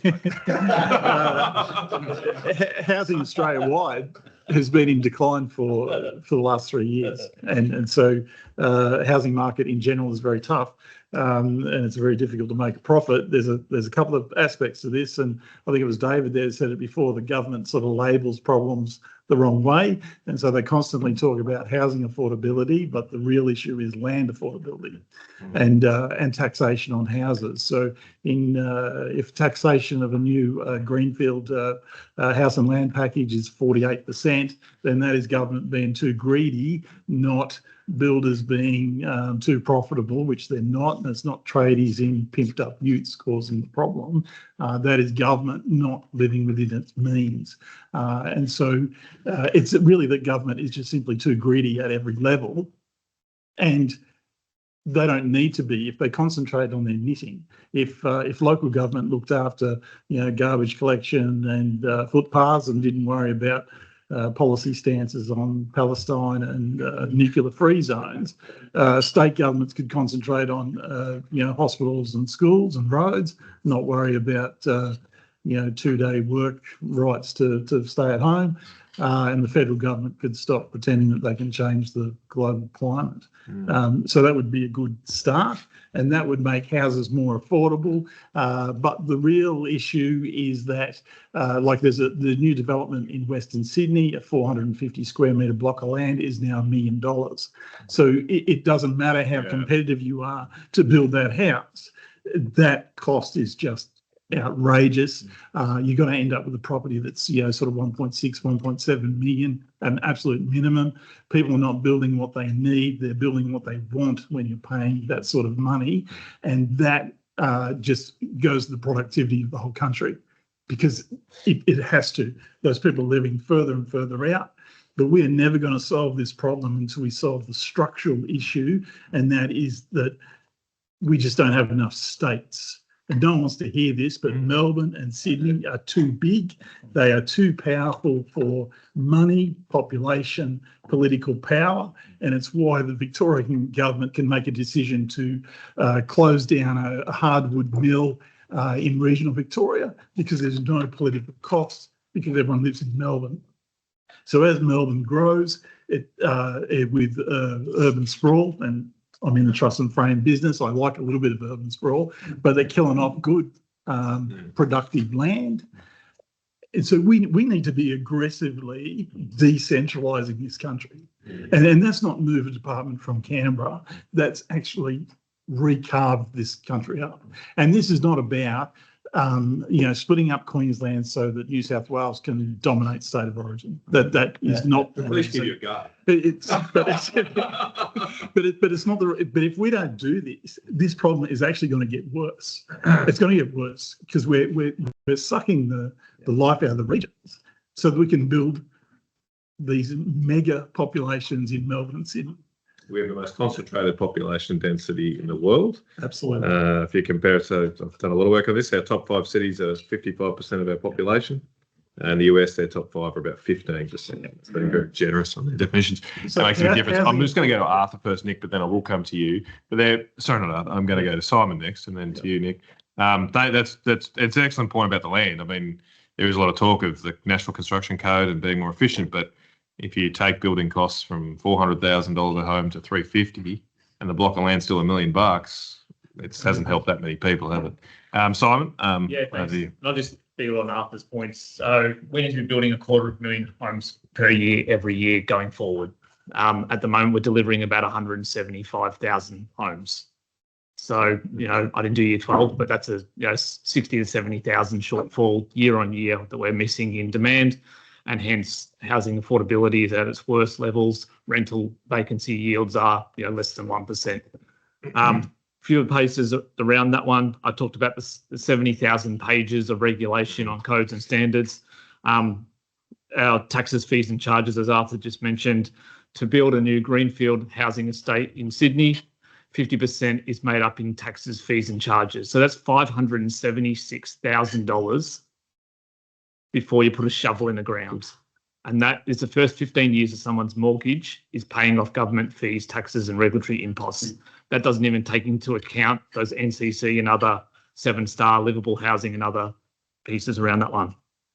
At the moment, we're building homes about 8 months. It takes over 12 months to get a planning approval. And that's these rules, not just the costs, it's the complexity, the subjectivity in the rules, the rise of, if you wanted to get into business right now, you get into consultancy and third party and specialists around that one because it's so subjective the way they're written. Everyone's mentioned the Environmental Protection and Biodiversity and Conservation Act. From a housing perspective, there is probably 30 to 40,000 homes that are getting held up in the backlog in the EPBC. The coalition did bring to the last election about clearing that backlog as a primary, and the offsets are just, who knows what you have to do with the offsets. They are very highly variable. It can change from the moment you actually put the application into through the process. Similar to the next example, like 4 to 1, 10 to 1. Absolutely. Yep. Skills. We did a report and we are 83,000 tradies short right now. So the MCG full on grand final day across our top 12 trades. So 22,000 more carpenters, 17,000 more electricians, 12,000 more plumbers, 4,500 more bricklayers and concreters. So the key people that we need. Apprentice numbers are down by 30% over the last 3 years. And, we have dropout rates of about 50% of people doing apprenticeships. So it's hard enough to get them in the door, but 50% drop out. So, employer supports, that's something the coalition did as part of COVID, which were proved to be, that's where apprentice numbers were at their highest and completion numbers were extremely strong around that one. Another piece I'll just mention in this one is about enabling infrastructure, so last mile infrastructure.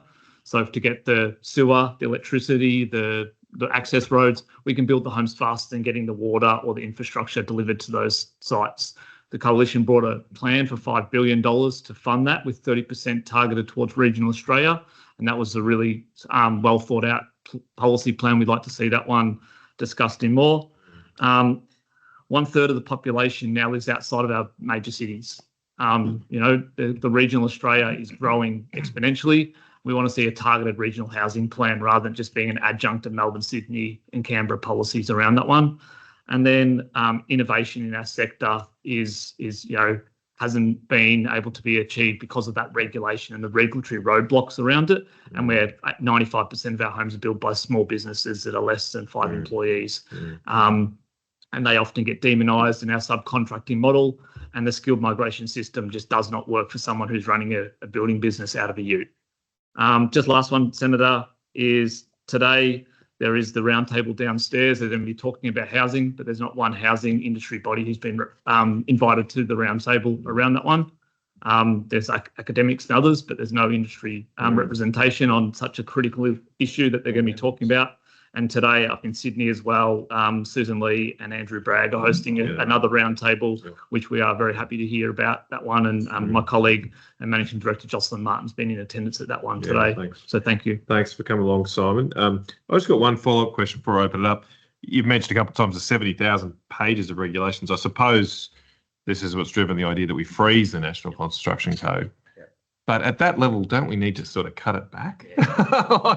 Freezing's good, but is there an opportunity to do that? Is that sensible? So freeze is a blunt word because it brings everybody out. Because everybody, some of these are well-intentioned proposals that have come out over time. But we want a reset and a recalibration of the role. The NCC has become everything to everyone. When it first started in 1988, it was a builder's Bible. It focused on life safety, structural safety, and fire safety. What it should. Right. Now it's got sustainability, amenity, resilience, livability. It's got everything's being added in the code. Livability. Yep. So wider hallways, wider doorways, step-free, age in place. So the code has become everything to everyone. It's just a book that sets the rules for building a home. But the width of those hallways and that, they're regulated for a disposed disability or age. Yeah, age in place. But not customised then for the customer that you're building. And so we continually put the rules, ramping it up on new buildings, which are already high performing, rather than going, what are we doing with that 8 to 10 million existing stock? It might be 1 or 2 stars. Yeah. We want to try and gold plate our new codes to make them higher and higher and higher.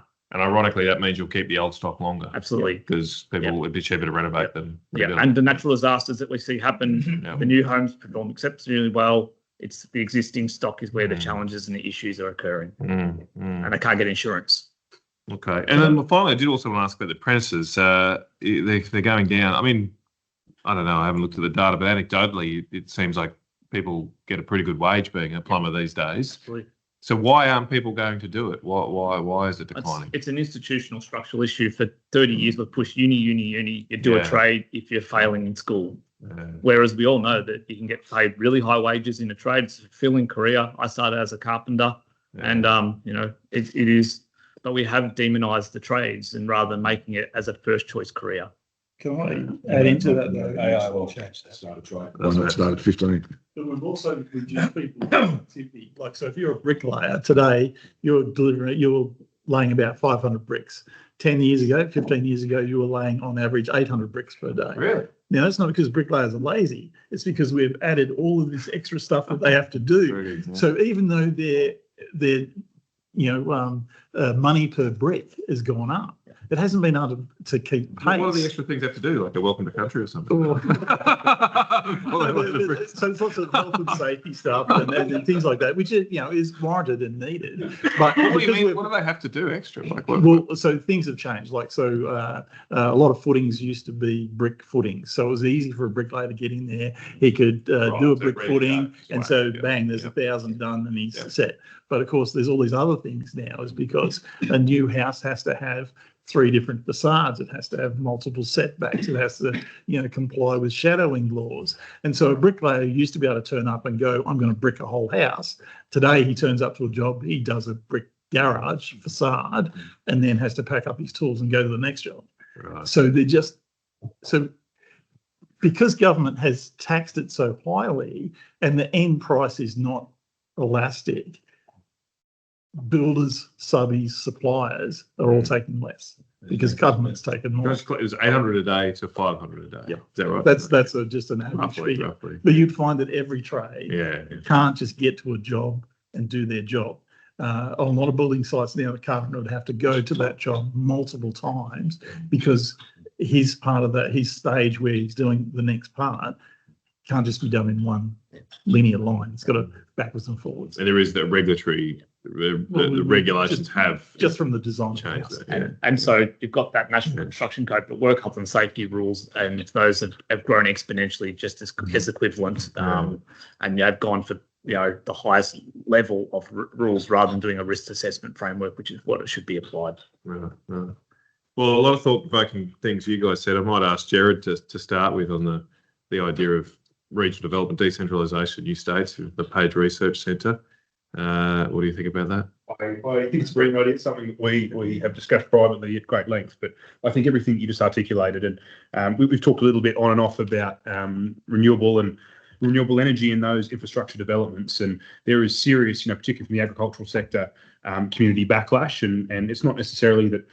Not everyone doesn't want these infrastructure developments, but it's the lack of consultation, it's the speed with which it's been rolled out, and there's no political accountability to the decision makers in rolling out these things because the bush has been completely squashed out. It's if all the decisions are being made in Sydney, if all the electorates that are being fought over are in Sydney, well, then if you're in the New England and you're voting for, we're voting for your colleague Barnaby Joyce on a 70% primary who's firmly against these developments, but he doesn't have any influence over the decision-making process just because of the demographics of our country. And one of the ways you adjust that is by looking at, well, how do we decentralise and not just moving a department, but actually creating new jurisdictions. But that also creates an enormous amount of opportunity then when you think, well, our states aren't really competing with each other. Maybe WA competes a little bit with the East Coast, but Victoria to New South Wales and Queensland, the competition seems to be who can shut down industry the quickest.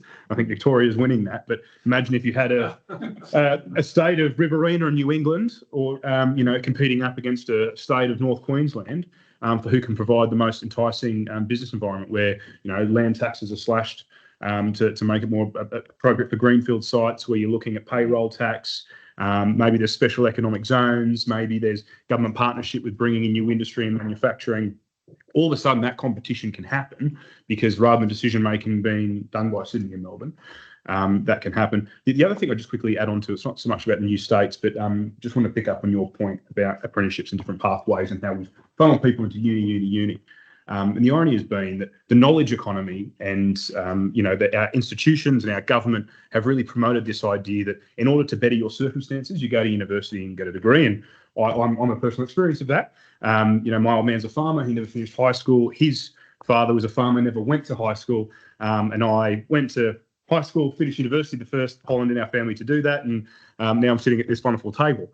But the irony is that we're moving to an economy now where a lot of the jobs that exist today will not exist in 10 to 20 years' time. And when I'm looking at my two sons, I'm thinking, do I push them down the university pathway where they're going to be competing with ChatGPT and large language models? Or actually, does it turn out that robots are much harder to replace than human beings are with a computer program? And actually looking towards labour, skills, the care economy, these jobs are going to have the premium in the future economy. And I think that brings the question is, what are our skills pathways? Where are we promoting our kids and how are we training them up? I think you mentioned why we wait until year 12 to start an apprenticeship, why not at 15? But I think that also brings into question of, well, what are our migration schemes like? And if we're relying on low-skilled migrant labour for our care economy and for these labouring jobs, are we doing our native-born citizens a disservice and not promoting that as a future pathway? And we're finding actually a generation of Australians are going to find that they've done an arts degree, they've done a law degree,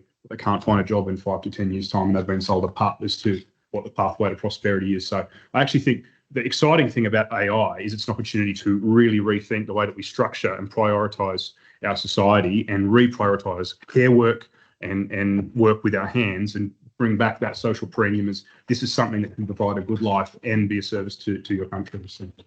Can I just add something on that as well? We'll talk about December, that the kid starts at an apprenticeship, 16 or 15. By the time they're 20, they're qualified, earning good money. They're going to buy a house a hell of a lot sooner than someone who's been to university for a degree they can't really get a job in. So maybe that narrative needs to change as well. Exactly. As I said, there's lunch here, so feel free. Don't feel like you're being rude. Get up and grab something if you'd like to. I'll try and wrap it up in the next 10 minutes or so anyway. But Morris, you did mention competitive federalism earlier. It does raise this point, whether it's new states or something. To my mind, I think the point Jared made is absolutely right. Don't really seem to get the state governments competing for business anymore. They're trying to reduce regulation, tax. Well, I think we don't have competitive federalism. It's controlled by the Grants Commission and by the redistribution. I mean, Tasmania, 60% of Tasmania state revenue comes from the federal government through the Grants Commission or through grants or other redistribution mechanisms.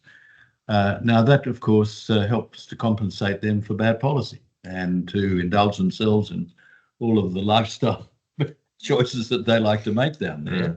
But that doesn't do much for anybody else. And state premiers like to talk about competitive federalism, but none of them really want to engage in it except at the margin. So when the federation was formed, Queensland was looked to having 3 states or being 3 states. WA was going to be 2.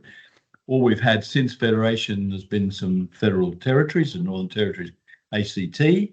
These are essentially gerrymanders because they tend to support particular constituencies. Whereas if new states were to be created, they would be sovereign states with all of the benefits that every other state has got, and that would put some competitive tension. I mean, if I was in the Hunter, if I lived in Newcastle, I would be strongly pushing for that, and I know you've been pushing for North Queensland. And I think this is a cause that needs to get some momentum, because I think the people who live in some of these regional areas are being shortchanged. They're not having, they don't have a mandate that they deserve because it's being watered down. So yeah, I'd be very strongly in favour of more states. So the frustrations there's no doubt about that. Living in one of the areas that hopefully would be in the new state, I'm happy to split off. Frustrations there. I think what's missing that you've just put there, and Jared's put, is the national case for why this is important for all Australians. I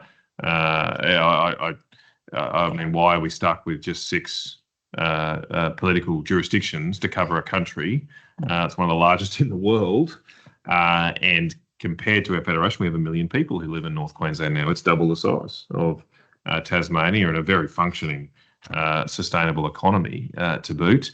I do think there's a bit of an issue with the GST and the Grants Commission. You said, if you look at, I spoke to Alex about this last night, if you look at the Northern Territory, pre-GST, it used to grow faster than the rest of the country. Population growth was faster.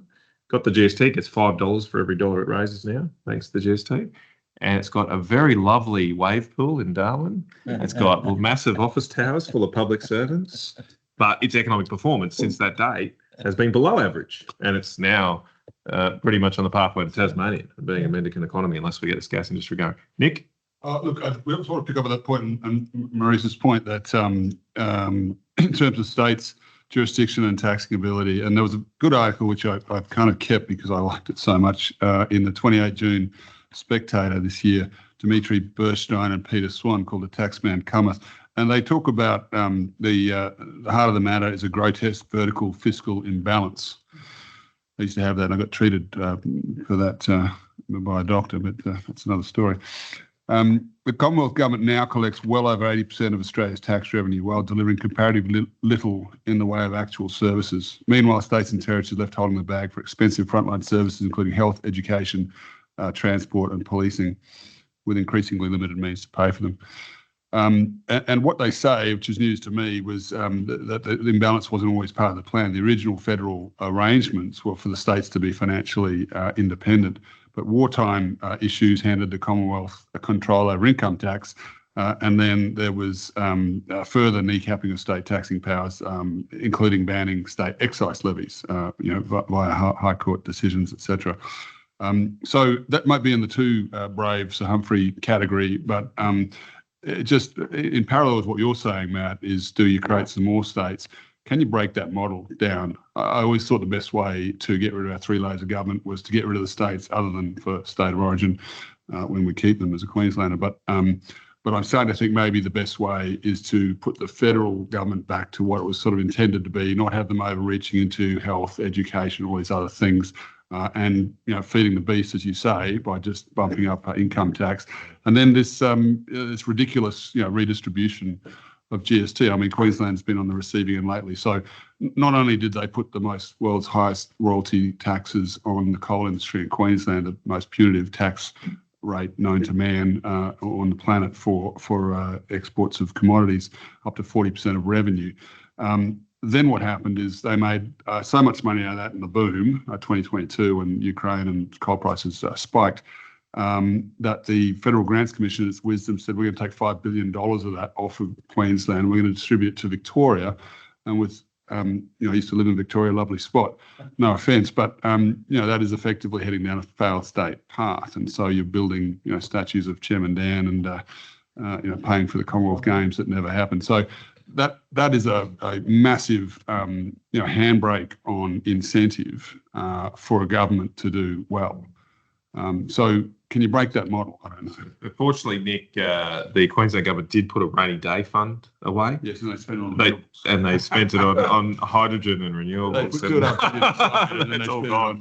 It's all gone. So look, you're right. And if it goes back to this Northern Territory question, if Alex is successful and we develop the Speedaloo Basin under the CGC formula, you stand to lose 50 to 60%. Northern Territory would lose about half, if not a bit more than half, of its increased royalty take from the development of the industry, and it would lose that to states that have actively banned fracking and gas development in their states. It doesn't make any sense anymore, but it is where it is. Yep, go for it. We'll ask some concluding comments from anyone. So on this decentralisation piece, I mentioned 1/3 of the population now living outside the cities is only going to grow from our perspective around that one. Obviously, we've talked about the financial side of it, but I think the regional voice in the policy setting needs to come to the fore a lot more because, some of these things that everyone here is talking about have a much bigger sense of what it means for the regions than what's happening right now. So I think, there's the economic side, but it's the policy setting on these things that also needs to come and get in a seat at the table. Some of these areas are, not not only geographically large, but population huge. It's like growing, much bigger than Canberra or Tasmania. And why aren't they getting a seat at the table in making decisions? Like, Albury-Wodonga, 102,000 people other side of the border. They're just one example. Yeah. That, when we go out and do roundtables around the place, perspectives in Ballarat are very, very different to Western Sydney. Well, that's exactly right. And I haven't myself done the analysis, but I doubt too many of the participants downstairs live outside of capital city. That's just the reality of the political situation we're in. So if there are no more comments, I might, Nick, sorry. A broad comment, and I think it's following up from what you've said and a lot of other people have said. There's a sort of absurdity, really, in expecting anything good to come out of a productivity summit in Canberra, because as we've heard today, some of the sharpest and most interesting insights have come from people in industries. Yes. And it's extraordinary that they haven't got industry groups down there, because these are the people who know how to do it. Like a guy running an engineering shop in Wagga knows how to make that place more efficient. And I think the overall takeaway from me is government can do very little to increase productivity, but they can do a lot to lower it. And it's basically so much of this is about getting government out in whether it's in energy regulation, and housing is the other one, because I think there's a point made here about land prices. We shouldn't forget that government regulation drives up land prices by zoning restrictions and so forth, and we've got to look at that too as part of that equation. But I think it's been a very profitable session, and all the more profitable, I think, by having the National Party do it with your natural focus outside of Canberra. Thank you. Well, look, thank you very much, Nick. That's actually a pretty good way to conclude, and we could almost end it there. But I thought I might just summarise some of the points we've made this afternoon. I won't repeat what we spoke about this morning and summarised earlier, but just so it's all down, and I'll try and, as a mere humble backbencher, write a little bit of a report on this. Hopefully my staff have got that. They've got more work to do, unfortunately, but I also do want to thank Sebastian and Jill down there. They've put all this together, and as I said earlier, just a week. So thank you very much for that. I think their productivity has been pretty good. But if I can just summarise a few points from this afternoon, we spoke about regulation. I think there's some pretty clear outcomes there about the need for an independent regulatory review body, the reintroduction of repeal days and sunset clauses, the Standards Australia process that a few people raised, and access to those regulations, reining in ESG that Jared mentioned. There was also a segue to that, some of the specific green tape regulations, the offsets policies. A bit unclear why we need to offset 10 hectares to one that's disrupted by any developments. But I hear it's going 20 to 1 too in the future if the EPA comes through. And also the need to use our natural resources like native forests, not just lock things up. And there was also suggestions to make sure we don't allow all comers just to challenge decisions, that there have to be real locals and interests. That's definitely been something that's come up a lot, and the defunding of those environmental groups that do abuse those provisions. There was some also talk about the lack of clear timelines from David too on regulations. I think that was well made. Need for clarity on the Regional Investment Corporation, the APVMA, made note of that. There was a couple of comments on the safeguard mechanism, and it's creeping. I mean, there's recommendations now to expand that. It does seem strange why we are imposing that on industries which we are also looking to bail out at the moment because of high costs. A skills discussion that we just had, the need for employer support for traineeships, the earlier start to apprenticeships was an excellent point, Peter. And then finally, we got on to the federation, competitive federation. Before we get to the housing issues, I skipped over. There's 70,000 regs, 70,000 pages, in the construction code. Obviously need to focus on that. The last mile infrastructure I've made note of. And then the federation stuff, which is the easy one for us, is to create new states. So we'll get on with that as well. And then finally, there's also Nick's suggestion that you all need to yourselves get politically active. That's not one for me, though. That's so I do that already. Nick's got free. He never leaves opportunity for free merch. But before I let Nick hand out his propaganda, again, I just want to thank everybody. The main message from today is, I think how Nick said it, that the most important thing we could do is get government out of businesses' lives. And it's been great. I particularly want to thank those people in business that have come along, that actually operate businesses, like Arthur, yourself, Alex, Nick, because with all respect to the industry groups, it's not them that are on the coalface either. Sure. It's those people that have to deal with the regulations directly. So that is the main takeaway from this, that if we want to return to a high-performing, prosperous economy, we must shrink the size of government, both financially and through its regulatory reach. So thank you very much again. We've met the time frame, just on 2 o'clock. So feel free to stick around and have some more lunch. And really thank you for being involved at such short notice. I think it's been a very successful day. Thank you very much. Thank you. Matt, did you remember the building a coal-fired power plant? That was the